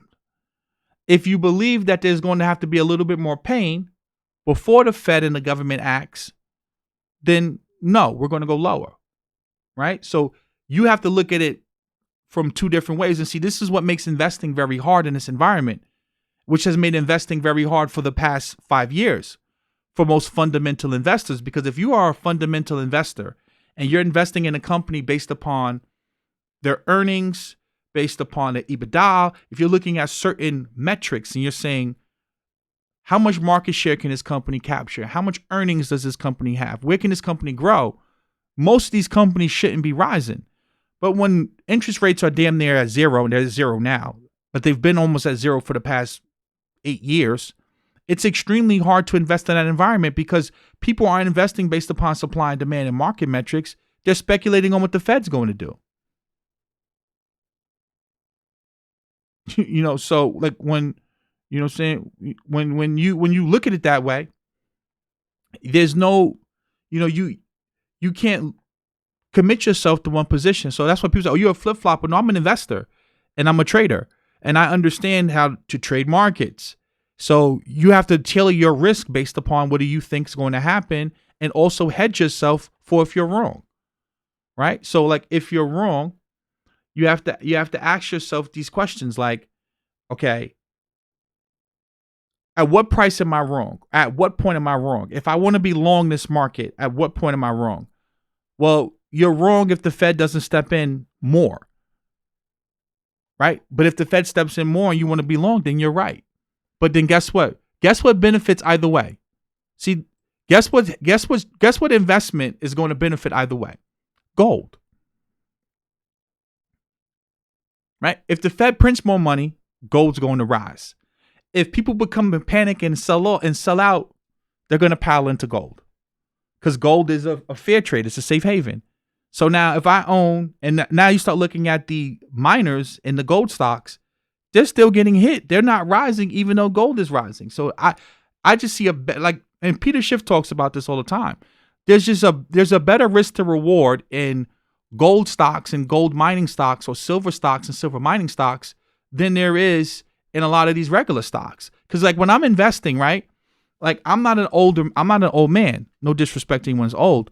So I'm not looking to, make a dividend every year, a $2 per share dividend every year, like with Microsoft, or, looking to make 8% through, some type of investment fund. Like I'm trying to make 3x, 4x, 5x on my money, right? I'm aggressive. So I'm looking for something to triple and quadruple. I'm not looking to trade. I'm not looking to put my money into something and just, sit at my vacation home in Florida with my wife. Like I'm not looking for that. So I think that sometimes a lot of you miss my investment thesis when I'm investing. Like I'm investing in, I look into invest in things that are going to really explode.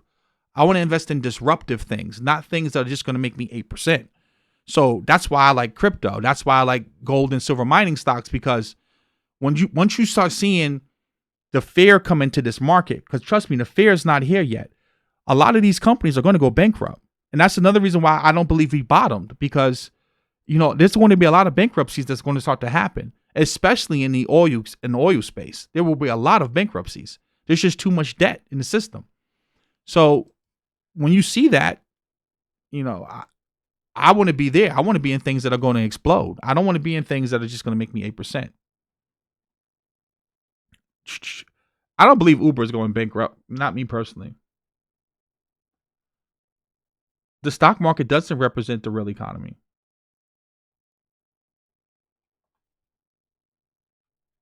The stock market doesn't represent the real economy. The stock market represents financial engineering. I've documented that time and time again.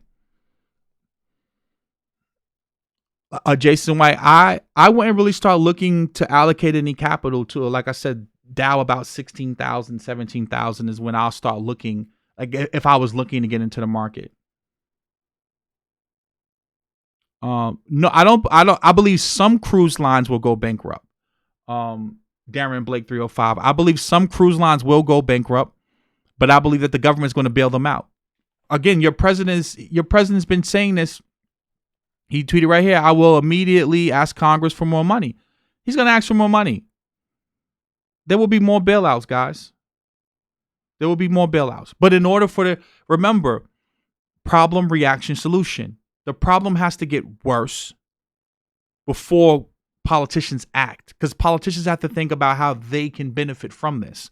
So yes, you're going to see bankruptcies happen. You're going to see mergers and acquisitions happen. Yes, you will see that. Now, which ones? That's when you have to start putting on your investment hats.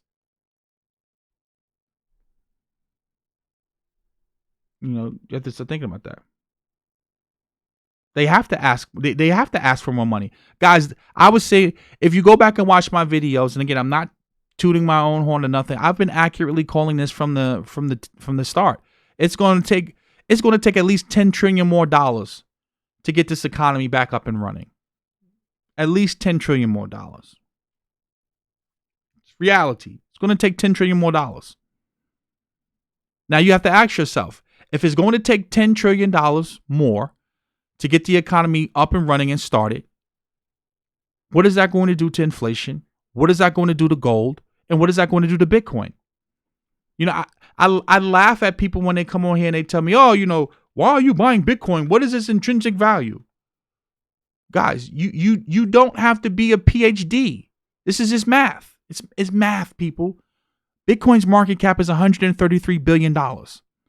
I just said they're going to have to print 10 trillion. 10 trillion. 10. They're going to have to print $10 trillion just to get the economy back and running. Bitcoin's market cap is $133 billion. This is just one country that's going to have to print $10 trillion. Where do you think that money is going to flow? You mean to tell me you don't think that one Bitcoin can't get 1 trillion globally? Globally. We're talking about a global currency. If you don't believe that Bitcoin's market cap can't get to 1 trillion,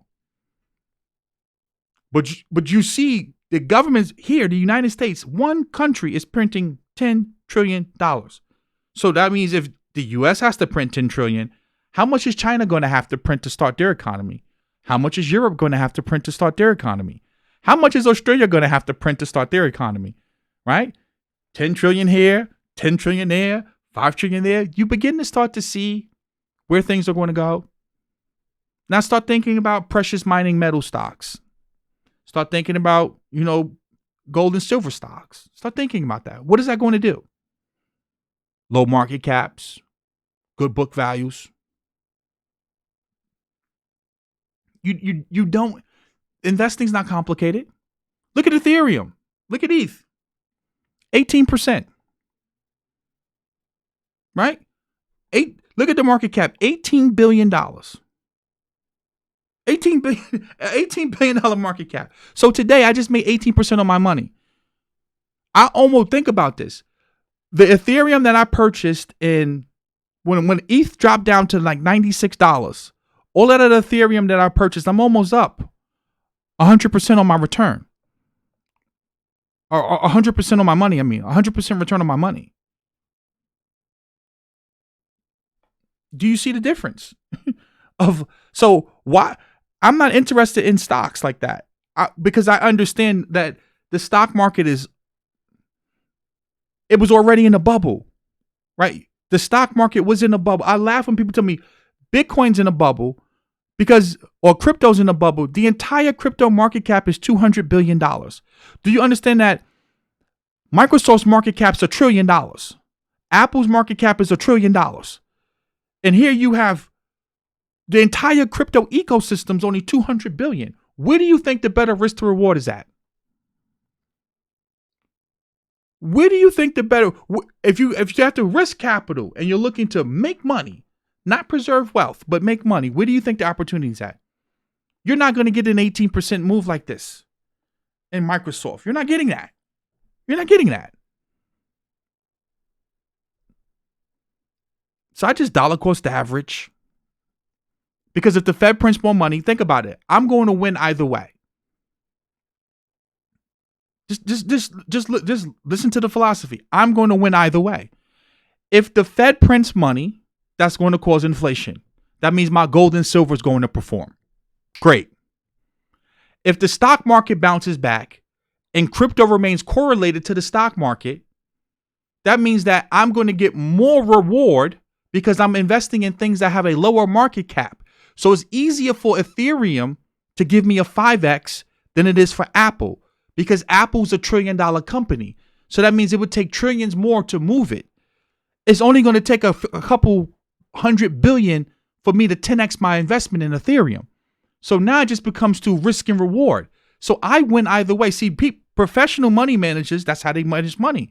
What's going to give me the most beta and alpha? Right? So if legacy technology performs well, if the FANG stocks come back, my crypto is going to come back. And the only way it could come back is they have to print money.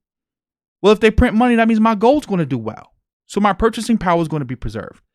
So I'm hedged. I'm not worried. Right? And that's how when you're investing money and you're managing people's money, like, because the people who are investing with me, we're trying to make money. We're not trying to make 8%. Like 8% is not good for us, right? We want to make outsized returns, which requires risk, which is why I time my buys. I dollar cost average, right? I don't go all in because I understand that there's going to be different times to put my money in. Oh, your presentation was excellent. Thank you so much for the donation, Darnell Edmond. I appreciate it. Also, guys, like the video, share the video, get the content out. It's 273 of you watching, so more and more people can find the channel and find the information. It's important to get it out there. Picked up another 4 BTC at 5,100. Yep, good. Just got home to spare. Own no stocks, don't want any. Good for you. Have you looked at Carrot Bit? No, I haven't had it. People keep asking about Carrot. Is it Carrot Bit or Carrot Bars? I keep hearing people ask me about it. I haven't had a chance to really look at it. Because basically, like when people donate to me and ask me questions, I give them preference, right? Like if a person donates money to me and they want me to look into something for them, I'm obviously going to spend more time looking into that stuff because like people will donate to me via PayPal or through Super Chat, and they'll want me to look at something. So yeah, he said carrot bit. I guess it's carrot bars. Thank you, Taylor. If people keep asking me about that, but I'll look into it one of these days. But I have to give preference to people who obviously donate. You know, that's just the reality of things. I took yesterday's live stream down. I'm going to redo that live stream because I let a troll sidetrack me, and yesterday wasn't a good day for me. I had a really, really bad day yesterday, guys. So I wasn't in the right headspace, and I apologize for that. I just took the whole live stream down because I just wasn't in a good space yesterday. I had a really, really bad day. So I'm gonna all of your questions that I answered yesterday, I'm gonna include them again in this upcoming Sunday's live stream that we do a Q&A. So see if we got any more questions that I want to answer. Self-made SM asked a really good question. I wonder how many kickbacks the politicians are getting for this because they like to make money in chaos. Of course. Did you hear about the politicians who, I should do a video on this tomorrow. They knew that certain airlines were going to get bailed out. And then they also knew that they were about to pass a legislation to shut the economy down and that the stock market was going to tank. So they sold their stocks. Think about that. They were selling their stocks. They knew that the stock market was about to shut down the economy. So they start selling their stocks. Like they do this type of stuff all the time. I'm saying they do this stuff all the time. A good platform to buy Bitcoin. If you're brand new and you don't have any experience whatsoever, a good platform is Coinbase. I have a video on my channel that walks you through how to go out and buy Bitcoin. Just go look on my channel. I walk you through all of the steps of how to buy Bitcoin. I don't recommend leaving your Bitcoin on any exchange, but if you're new, go there. I then have another video where I show you how you can download the Bitcoin Core client. You can run a full node on your computer, and you can basically store your Bitcoin on your computer. I recommend you having a hardware wallet, which is a nano ledger, and that way you don't have to worry about anyone being able to take your Bitcoin. We have a saying in the community, not your keys, not your Bitcoin. If you don't control the private keys, you do not control your Bitcoin. And when you put your Bitcoin on an exchange like Coinbase, in the event that Coinbase goes bankrupt, in the event that Coinbase, defaults or they don't have enough crypto, you're basically, out of luck, for lack of a better word. So I definitely will encourage you to invest in a ledger. It's $100 if you're going to put some real money into crypto. Like I have a lot of money in crypto, so I need to have a ledger. In a Nano Ledger X, you can store up to, I think, about like 200 or 300 different cryptocurrencies. They have support for everything you can think of.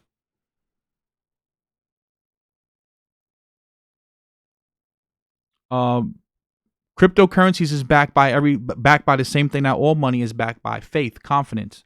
The people that utilize it uses it. The dollar is backed by the same thing. It's backed by debt and your faith in it. All money is backed by faith. People have faith in it. The thing that secures most cryptocurrencies is that when people understand these are technologies, Ethereum, Bitcoin, they're protocols that can be built on. So when you start looking at Ethereum is trying to create decentralized finance, an entire ecosystem, right? So when you start looking at decentralization of the financial industry, well, how big is the finance industry? If the Ethereum ecosystem with Ethereum, MakerDAO, Chainlink, Augur, etc., can capture 10% of the global financial industry, well, how much is that worth, right? Because understand, like right now, the internet, we're using TCP/IP, we're using SMTP, we're using all of these different protocols that make up the internet. The problem is no one got to really participate in those wealth transfers because those are just protocols. Most of the people who benefited were the websites like Amazon and Netflix and Hulu and all of these different websites and businesses built on top of those protocols. When you buy Ethereum and Bitcoin, you're buying the protocol, right? Like Bitcoin is the money over the internet protocol. You're buying a native currency for the internet. And then there are going to be applications built on top of the Bitcoin protocol. There's going to be dApps, decentralized applications built on top of the Ethereum protocol. So if you own Ethereum and the next Amazon is built on top of Ethereum, well, how much is Ethereum going to be worth? If you get a $1 trillion company built on top of that ecosystem, you could begin to see where that value is going to go, right? So when you start understanding that you're not just buying a currency, you're buying a protocol, you're buying technology, and the base layer is used for money, but there's going to be a whole host of different use cases for these different cryptocurrencies. It's like the internet. 20 years ago, you couldn't envision that people were going to use the internet to get cabs. You couldn't use that people were going to use the internet to find their soulmate. You couldn't think that people would prefer to watch movies through streaming services on the internet than go to the movie theaters. Like you couldn't envision that 20 years ago, right? Because the internet, the infrastructure wasn't there, but the protocols were there. Well, this is what happens when you look at cryptocurrency. The protocols are here. It's now just a matter of building out the infrastructure, right? So you have a chance now to invest in the internet before it's the internet and actually participate in the growth of that ecosystem. That's what you're investing in. So it's not just you're buying money, you're buying a protocol that can be used for money, but other things as well. So Bitcoin's backed by math. All cryptocurrencies basically are backed by math. They're backed by algorithms. They're backed by physics, technology. But again, the value proposition that you get from a cryptocurrency like Bitcoin is you're getting decentralization. You're getting openness. You're getting something that's permissionless, that's borderless. You're getting something that is true hard money. And it has a level of anonymity where you can be pseudonymous, where you don't have to reveal who you are, but it also gives you the other trade-off of being open, right? So because you don't know who's behind the address, especially if you don't do KYC and AML. So it gives you a level of privacy, but you can see what's happening in the economy of Bitcoin. You can see how many Bitcoin exist. You can see where the Bitcoin is going and flowing. You know, there will never be more than 21 million Bitcoin based upon the coded software, right? Like you can see this stuff. You don't have to guess. No, there's some coins that are tokens, and then there are some coins that are, protocols. Like all of the coins are not the same, right? Like, for example, like Bitcoin is a protocol, Tezos is a protocol, and Ethereum is a protocol. There's other protocols, and you can build dApps on top of it, decentralized applications, and then there's some tokens. So there's an entire ecosystem, and this is why I said I wanted to create like a class. So every coin's not a protocol. That's why I prefer to only invest in the protocols, because I feel like that's what's going to capture the most value is going to be the protocols. See, the difference with crypto versus the internet is the internet, like TCP, IP, they weren't able to capture the value. HTTP, those protocols didn't really capture the value. The companies did. I don't pay taxes. I don't pay any taxes. And I'm not gonna tell you how, because I don't want to be teaching you how to do things illegal. But I don't pay any taxes.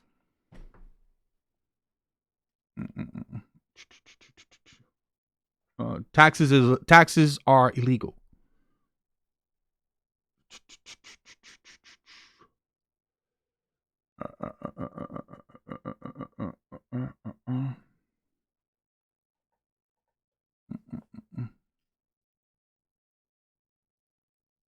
If you had to pick a coin with the most upside, which one would it be? It's going to be Ethereum. And that's just a function of the market cap and the ecosystem that they're trying to build. But Ethereum comes with a lot of risk. Ethereum comes with a ton of risk. So more risk, more reward. And that's what investing is about, right? More risk, more reward. So you have to ask yourself these questions. That's just the reality. I would be here all day, JM, explaining Ethereum 2.0 to you. I'll give you a brief overview. I plan on creating a course. I didn't really want to do a course, but I could see that I need to do that. When you look at Ethereum, when Ethereum first launched, Vitalik first went to Bitcoin. He went to the Bitcoin core development team, and he said that he wanted to basically do smart contracts. He wanted to be able to create like a finance ecosystem on top of Bitcoin. What people don't understand is that Bitcoin is extremely slow. It's efficient, but it's slow. And the way that the Bitcoin network is designed is only meant as a settlement layer, right? So when you look at the Bitcoin network, you really can't develop that much on Bitcoin. Bitcoin's really only use case is money. So like if you want to put, smart contracts and stuff like that, like Bitcoin can do simple smart contracts, but it can't do really advanced things. So what Vitalik did, which was smart of him, he said, I'm going to go and create my own cryptocurrency that will be able to do smart contracts and be able to basically build and lock funds up. So he went out, he started building Ethereum. And at first, Ethereum was being marketed as, it's faster than Bitcoin and it's more scalable than Bitcoin. Well, come to find out, it's really not more scalable than Bitcoin. Bitcoin is a protocol. So if you're saying that Bitcoin isn't a protocol, B minor, you're just wrong. I mean, you can go and Google it. It says it literally on the website. Like it says it on the bitcoin.org website that it's a protocol. But I digress. When you look at Ethereum, again, I always get sidetracked by trolls. I have to stop doing that. When you look at Ethereum, Vitalik basically was saying that he wanted to create an ecosystem where you could build, and it was being marketed as it was more scalable than Bitcoin. Then come to find out it really wasn't that. So then he's changing it now to being more centralized. To more centered on being decentralized finance. And I like that direction. I believe that that's where Ethereum should be going. And there's a lot of potential. There's a lot of low-hanging fruit to capture market share. So like when I'm investing, I see things that way. So let's get rid of you because you can definitely do smart contracts on Bitcoin. They're not as advanced as Ethereum's blockchain because Bitcoin wants to avoid spam from clouding the network. So the whole idea of DeFi is being able to bring lending onto the blockchain, to bring insurance onto the blockchain. There's so many different platforms that are coming onto the whole Ethereum 2.0, but then they're trying to go to proof of stake. So there's so many different things that can go wrong with the whole proof of stake. How are they going to delegate? Who's going to validate? There's so many different things. And they want to move away from proof of work. So it's a lot of risk and it's a lot of opportunity. That's the whole idea of investing, right? Risk versus reward.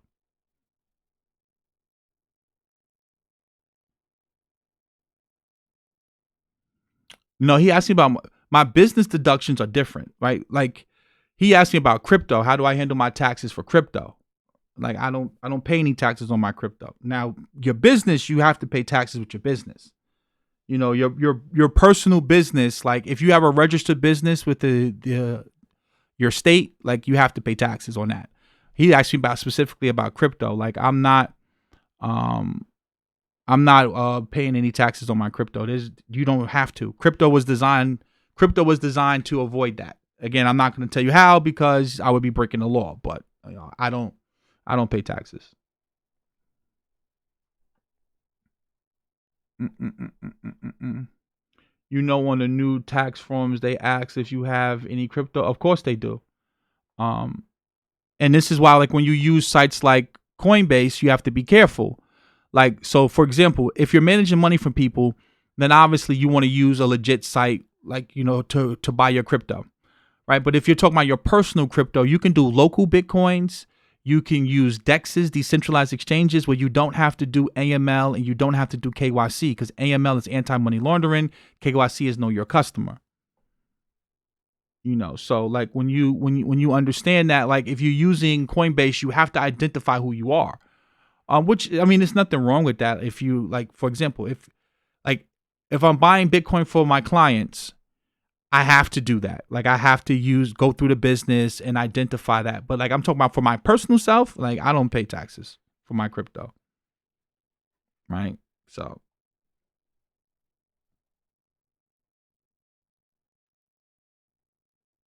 Mhm. Um. hmm. Lost money on E-Tran a couple times. Hated it. Seen transaction on the blockchain. Still didn't receive it. I've never ever heard of that happening. Smack sent beats. I don't even know how to say your name, but no disrespect. I would love for you to do a video on that. There's 268 watching, guys. Please hit the like button. It helps the content rank. If that happened, please smack in. I think that's what it is. Show me that. I would love to see your transaction that's on a blockchain that didn't make it to your wallet, because I've never seen that happen when a person does what they're supposed to do.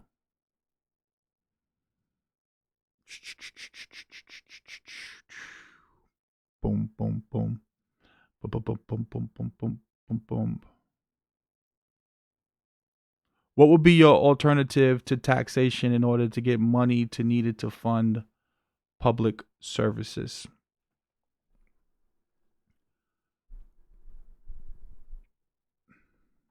That's a good question. It's a really, really good question. I want to think about that. You know what? I think that would be a good video. Too much to explain here. I think that would take us off track of what we're talking about investing wise. And who said that? Roscoe asked that question. I don't want to do that. What I did yesterday, where I get off topic, I kind of want to stay more on the investing theme. But I definitely will do a video about that, because I think that's a really good question. I think a lot of libertarians, especially hardcore, anarchists and libertarians, don't understand that you still need to fund the government. So, and I'm probably going to sound like a little bit of a hypocrite if I just answer it off the cuff like this, but I'll do a video on that. I think that's a really good conversation to have, because some people come with some really, really interesting ideas, especially if you look at like classical Austrian economists. No, it's not possible. Guys, cryptography has existed for 50 years. Right? So when I see people say that, like, Bitcoin was created by the government, or what first technology has ever been successful, like, a lot of you don't understand, like, cryptography is what secures your websites. SHA-256 and MD5 and different hashing algorithms have been around for decades, right? Like hashing algorithms have been around for decades. All Satoshi Nakamoto did was he took a bunch of existing technologies and he blended them together.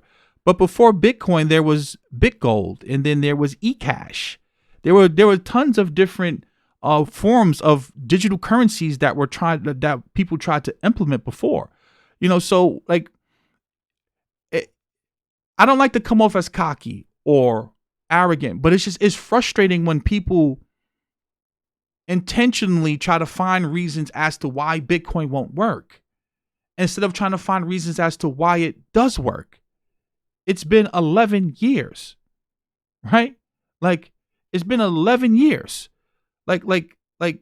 There's been so many different forms of like cryptography. Like if and Satoshi even mentioned other cryptographers and cypherpunks in the mailing list. If you go back to the Bitcoin forums in the early days when Satoshi was on there talking, like, all of this technology existed before. Hashing functions existed before. The elliptical curve digital signature algorithm all of these things existed. Satoshi just put them together in a form that you can use to create a decentralized form of money. Like it's just it at a certain point you can see like you can't be that foolish. Like you can't like hashing algorithms and cryptography is what basically public key private key cryptography is what basically secures the internet. So if Bitcoin's a scam, then that means the entire internet's a scam. That means that all of your your sexy photos, your banking information, all of that must be a scam too, because that's all protected through cryptography. Right? So, like it's laughable. Like it's laughable. Like, because if Bitcoin's a scam, you have 133 billion reasons to prove that's true. Like if you can prove that Bitcoin's a scam, you have 133 billion reasons as to why you should prove that, to go get that money. There's not many reasons. Most of it's ignorance. Like Miss Piggy, most people don't believe it because they'll believe in a fiat currency that's lost 90% of its purchasing power in a little over 100 years. They'll believe in a system that taxes them twice, through inflation and through taxes. They'll believe in a system that has created the greatest income inequality in the world. Right? They'll believe in that system, but they won't believe in a system that's distributed, that's open, that's available to everyone, that's permissionless. Right? They won't believe in that. They won't believe in something that's decentralized, but they'll believe in something that's heavily centralized. They'll believe in something that could be printed out of thin air. They'll believe in something that creates boom and bust cycles. They'll believe in that, but they won't believe in something that actually can be proven, that you can see, that you can actually, you don't have to trust, you can verify. That to me would never make sense. But see, this is exactly why I realize that that's the investment opportunity, because there are too many people who they like this system of bondage. They love the system of being controlled. Most people don't want freedom. Right? Most people don't want freedom. Most people don't want to be their own bank, control their own money, control their own funds. Most people want a person to tell them what to do. Like, think about this. You had George Orwell write one of the greatest books of all time, 1984.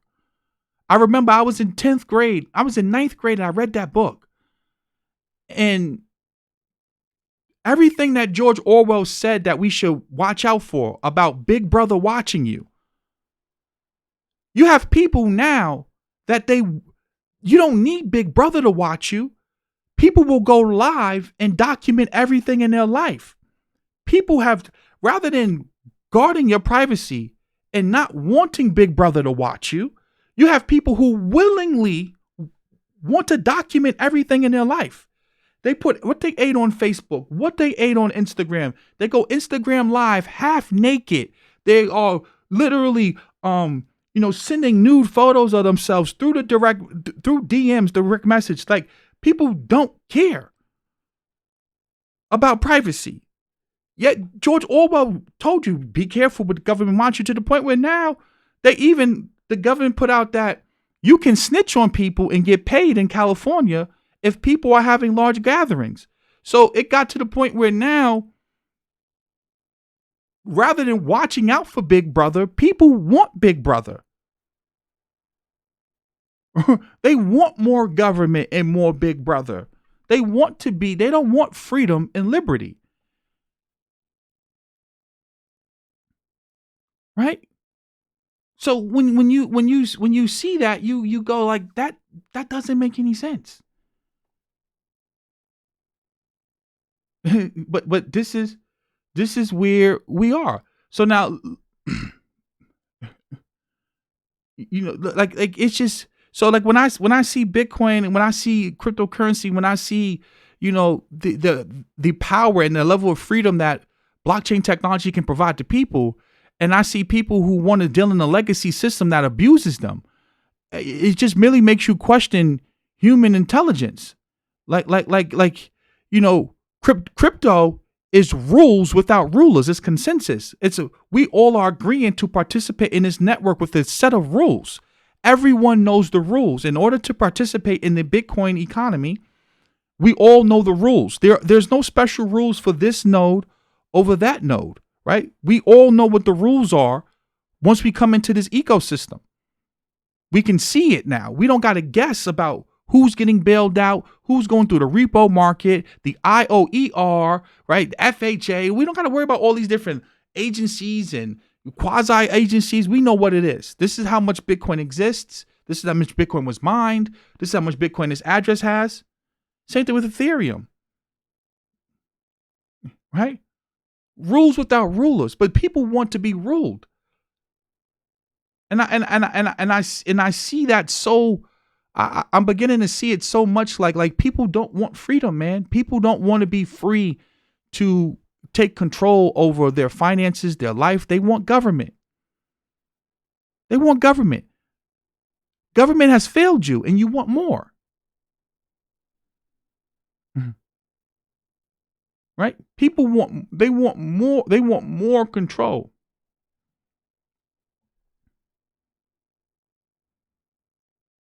Coinbase is not crypto. Coinbase is a company. Coinbase is not cryptocurrency. Coinbase is an exchange that sells cryptocurrencies. Coinbase is not crypto. Right now, I have Bitcoin. If I wanted to, I can create an exchange and I can sell the cryptocurrency that you want to buy to you. That's not crypto. That's a company that sells cryptocurrency.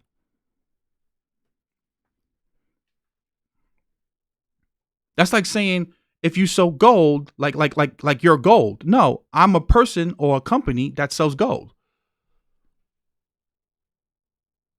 You're just like a merchant. You're selling. You're an exchange. You're providing the service. That you don't own the entire Bitcoin network. You own some cryptocurrency, or you own an exchange that facilitates trade for cryptocurrency. You don't own crypto. Like you don't own like, just because I have 10 Bitcoin that I'm willing to facilitate trade for doesn't mean I own the Bitcoin network. No one owns the Bitcoin network. But I get it. You're going to try to keep finding more and more ways to just somehow create these ideas that like if you can't own cryptography, you just can't. It's mathematically impossible. You can't own a hash function that's a one-way function.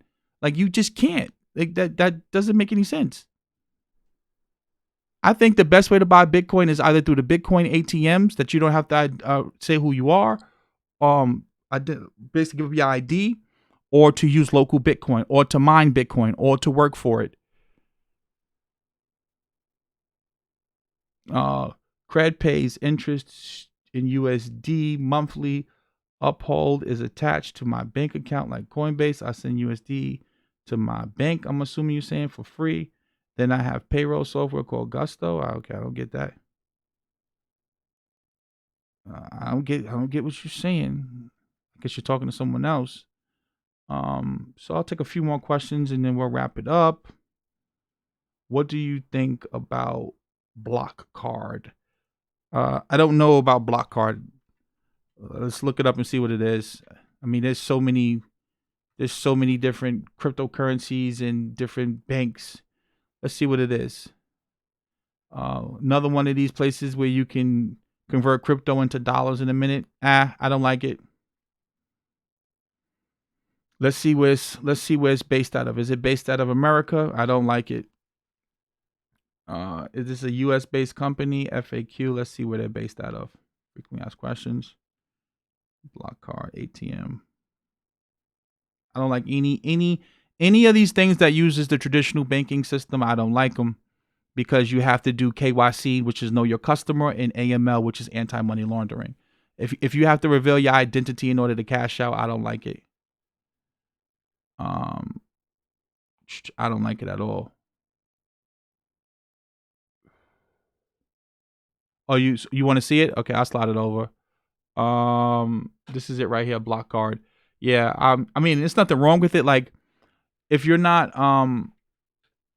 you don't have to be hardcore like me, right? Like, I'm hardcore. I don't really like revealing my identity. For again, there's transactions I do for my customers, my partners in my business, and then there's transactions that I do for myself. When I'm doing personal transactions, I don't really like using exchanges where I have to reveal my identity, right? I don't like doing that. I don't like doing KYC or AML and revealing who I am so that they can basically spy on me and track my crypto. And I don't like any of these like block cards, BitPay, all that Shapeshift. I don't like any of those things. I don't use them, but there's nothing wrong with using them, right? I want to make it clear, like there's nothing wrong with if you want something convenient, and that's why you have to understand who you're listening to and what their ideology is, right? Like I'm a hardcore libertarian. I believe in having my freedom and my privacy, so I don't want any institution being able to track me with my money. So I'm very, very cautious about revealing how much Bitcoin I have to these exchanges, to these financial institutions, because if they can get your public address, then they can track how much Bitcoin's in your wallet. So you need to be very, very careful with that. I answered that question earlier. Lightspeed Trader. Oh no, it says Lights Spreader or Light Spreader. I think that's what it says. I can't really see. Light Spreader. I answered that earlier. You just got to go back to probably like 10, 15 minutes ago. I'm saying taxes end up being like 15%. Bible says, render unto Caesar what is Caesar's.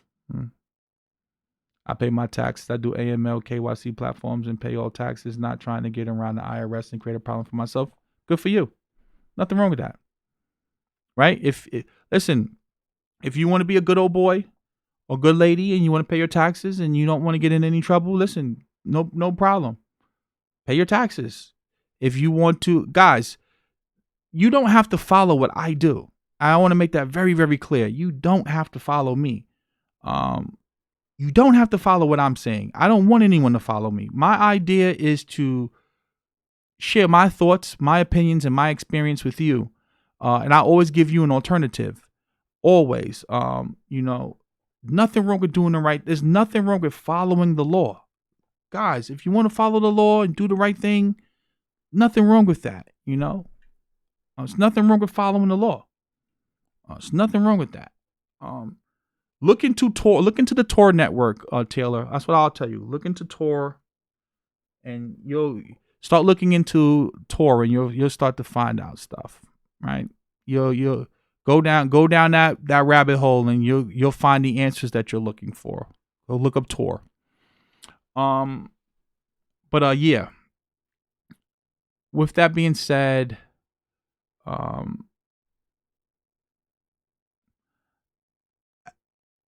Dark Matter Trading Group. It's funny you said that, and it's 264 watchings, guys. Hit the like button. Get the content out.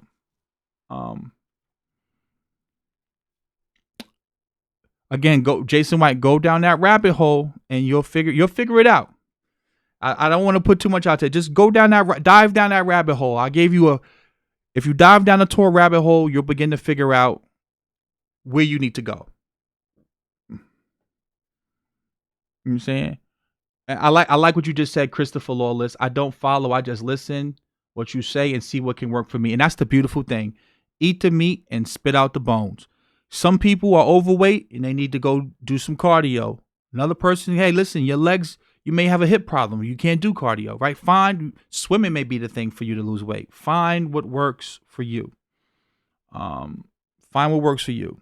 So there's different ways to skin a cat. There's nothing wrong with being a good person, doing what you have to do. Someone asked me a question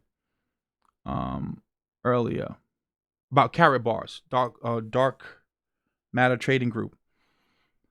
I'm assuming that it must be one of those pyramid schemes. I haven't really had a chance to look at it, which is why I don't want to just put it down. But I have a suspicion that it's probably some type of affiliate marketing / multi-level marketing thing. And if that's what it is, I mean, you don't need to be involved in it. If that's what it is, you don't need to be involved in it. I would stay away from any pyramid scheme that's based around gold. I would stay away from it. Listen, just buy your own gold. Buy the physical gold and call it a day. So buy the physical gold and call it a day.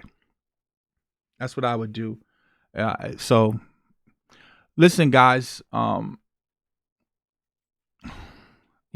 see. Somebody.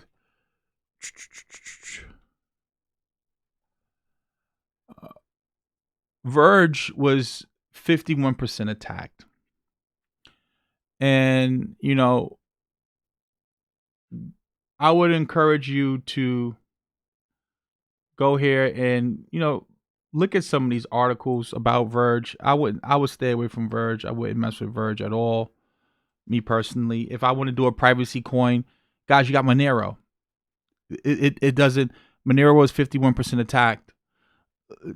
They tried to, I believe they tried to do like a deal with Pornhub a while ago. Man, listen. If you want to do a privacy coin, go with Monero.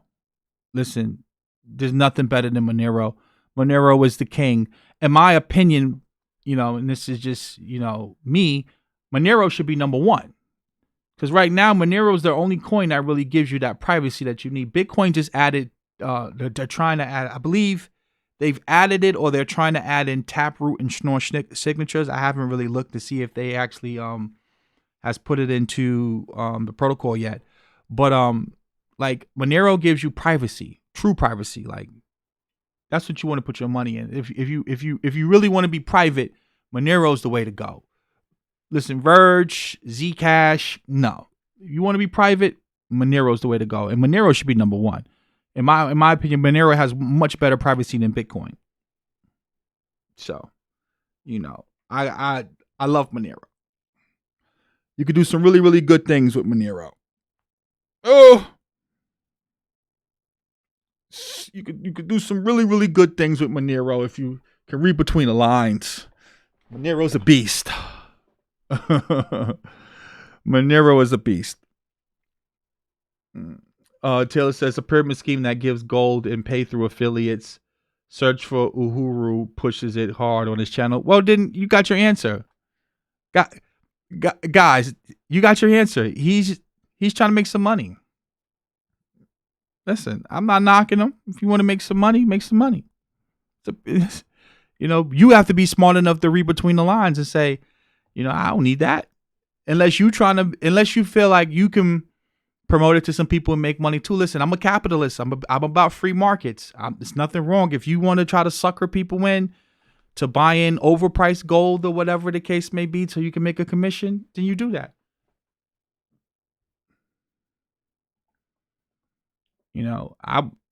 Me personally, you don't see me promoting anything on this channel. I've been down that affiliate marketing rabbit hole, and I'm just not, it's not my thing. So if that's what it is, then, you already have your answer. That's why I didn't really waste my time looking into it, because I knew it was like,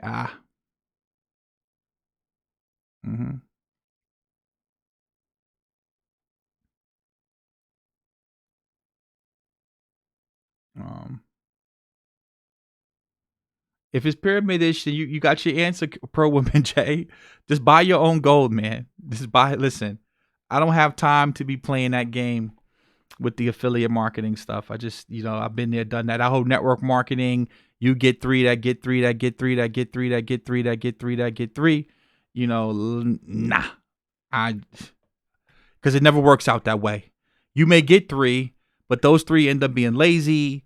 Then you got to motivate them. Then there's problems with the companies paying you. Then they don't pay you right. Like, I've been there before. I want to go down that path no more. I remember I was in Wake Up Now. I think I got to like director or something. I forgot what the level I got to Wake Up Now. And then we woke up one day and Kirby just closed the company, didn't pay anyone, and that was it. So, and I just had to eat it.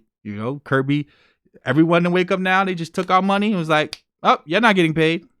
So I remember I used to be a part of another company called MCA, a Motor Club of America.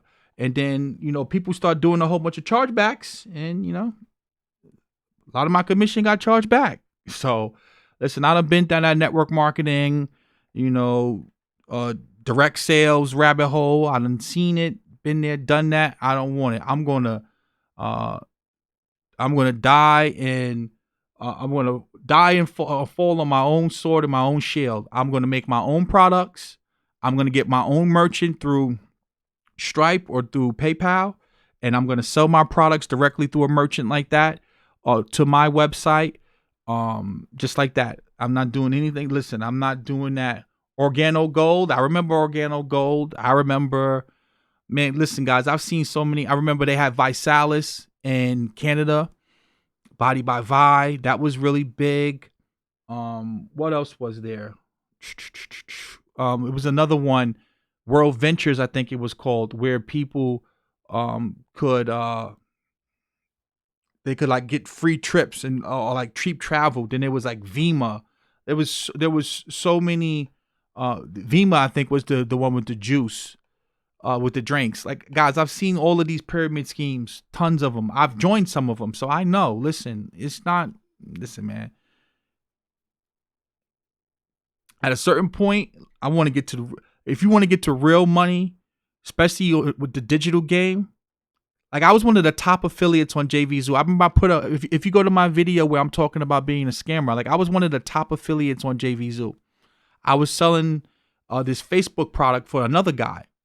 Like, because affiliate, like, you're selling someone else's product. And like, I think I sold like 1,000 copies of that, the training.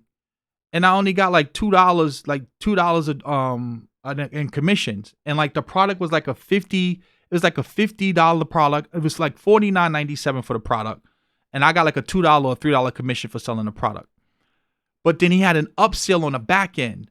So you got to think about it. You sell 1,000+ units of a product, and then he has an upsell, and he's only giving you $3. Yeah, he could have easily probably made like $300,000 off that product, because the $50 product was just an introductory level product. So he's selling you the entry. He's using me to market the product to then get people in his sales funnel, and he's only giving me $2 or $3. So, okay, let's just do the math. Let's just say it's 1,000 I sold, right? And I get $3. That means I made $3,000. But I'm giving him the branding. I'm sending my traffic and my list into his sales funnel, and then he's going to upsell them into higher ticket products. And then now in the future, he's going to be able to come back later and sell those same customers I sent to him another product. So essentially what I did was I'm building his business by being an affiliate. So what I learned is, when you're an affiliate for selling someone else's products, that's not, like, unless you're like Ty Lopez and you have like millions of people and you're just like, listen, a $3 commission on 1 million people, I'm good. Like, but as a small person, like, you're building someone else's brand when you should be building your own brand, right? You should be building your own Facebook, YouTube, Instagram, your own sales funnels. Like, don't try to be an affiliate for someone else's product. That's why I never liked affiliate marketing, because I used to, like, when you catch on to the game, you're like, wait, I could just make my own product. Like, I can make my own Facebook product and not have to sell his product. So rather than, building his business, I should be focused on building my business. That's why I got away from the whole JVZoo idea, because it's like you're selling other people's products and these guys is making millions and you happy to make a few $1,000s. Like, that was the hustle. But again, you have to go through that to learn. Like, I had to go through that phase, like, to learn. Like with Teespring, like, why sell t-shirts through Teespring when you can go get your own printer and be your own Teespring? Yes, yeah, Teespring may ship it for you and all that, but the quality, they like Hanes t-shirts. So you could get better quality shirts, have more control over the design, and build a brand. Or for getting like a 3D printer and printing your own t-shirts. But again, at the time I was young. I was like, what, 24? I didn't know no better. I was trying to make some money. So I went through Teespring and I was making money, but little did I know, Teespring became I was selling t-shirts on Teespring before Teespring was popular. I remember when Beyonce came out with the song Drunk in Love. I'll never forget it. I was sitting there and I said, I'm going to create a t-shirt that says #surfboard. Like she had the song surfboard, surfboard. So this is back when you could scrape user IDs off of Facebook. Like I had a tool where I could scrape their IDs. So I was able to get everyone's user ID that liked the Beyonce fan page. And this was just random. I was like, okay, it was a basic shirt. It was #surfboard. I was selling thousands of those shirts. This before Teespring was big. It got to a point. So then I got a genius idea. I said, you know what I'm going to do? I started going to the NFL store and I was copying the designs from the NFL store and selling t-shirts. So I would go to everyone who likes the Miami Dolphins page and I would sell them t-shirts. I was selling so many t-shirts on Teespring that the NFL sent me a cease and desist letter and told me that I had to stop or they were going to sue me. And then I kept doing it. So then Teespring kicked me off the platform. So listen, I have screenshots that I can show you guys from when I used to sell t-shirts on Teespring, and I didn't know about copyright infringement. I didn't know about that stuff. I was 24, 25, 26. I didn't know nothing about that stuff. I just was like, listen, copy and paste. I didn't know how to, use it was like an RTF file on Photoshop and like you had to like have like different layers. I didn't know how to use Photoshop. No, I was just copying and pasting. That's all I was doing. I didn't know any better. Well, copying and pasting got me a cease and desist letter. Then I got the genius idea. I said that I'm gonna what was the other t-shirt I did? I did the surfboard t-shirt with Beyonce. That was a big seller. Right. And I learned this from this guy called Don Wilson. That was the best course I ever purchased in my life. It was called FB Ads Cracked. It was like a $500 course. And you know me, I'm against courses. Most of the courses I've purchased in my life have been garbage. But his course, because like it actually, like you could make money with it. But then I understand that was just a function of timing, right? Like the Teespring hustle is not the same today. Like Teespring is so much more competitive. And that's why I try to tell you guys before, like, timing is very important in business. Timing. With crypto, you have timing on your side right now. Like you're looking at Ethereum when it's $18 billion. When I was doing Teespring, there wasn't a lot of people doing it back then. Like the Don Wilson's group. Let's see if Don Wilson is even still around. Excuse me. I'll pull up right. Like I'll pull that up later. I'll do a video on that later. But like I was doing Teespring before everyone else was doing it, so I had the opportunity to participate in that wealth transfer before everyone else. Like now, if you try to do Teespring, if you don't really have a following, it's going to be hard to do Teespring. Same thing with crypto now. Like you have only 1% of the global population owns crypto. Most people don't own it. Most people think it's a scam that do know about it. So you have the opportunity to be involved. That's like the internet. Do you know how many people thought the internet was a scam 20 years ago? 25 years ago, everyone thought the internet was no one was using the internet like that 25 years ago. No one was putting their credit. When credit cards first came out, people used to think that credit cards were a scam. Right? Like that's just people are slow to adopt. When you adopt technology faster than other people, you get first mover advantage. Gary Vee was talking about this with Google Ads. Like when Google Ads first launched, no one wanted to do Google Ads. Well, Gary Vee did, and he blew his wine business up.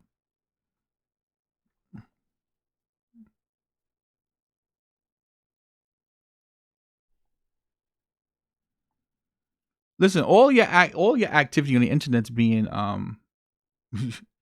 is being watched on the internet. You have to learn how to use the internet properly. VPNs don't really protect you guys. I'll be honest with you. VPNs don't really protect you on the internet. You got to go a little bit further, which I'm not going to discuss on this video. But there's ways you can protect yourself on the internet. It's not a VPN. VPNs just protect you against like certain websites spying on you and stuff like that. But like governments and Google, if they really want to get you, they can get you with a VPN. There's certain types of computers. There's certain type of computers that you can get that will protect you on the internet. And, like I said, dive down that rabbit hole, you'll find it. But that's good enough, guys. We've been on this for 2 hours. I'm going to end the live stream here, guys. Thank you so much for watching. Thank you to everyone who's donated and supported the content.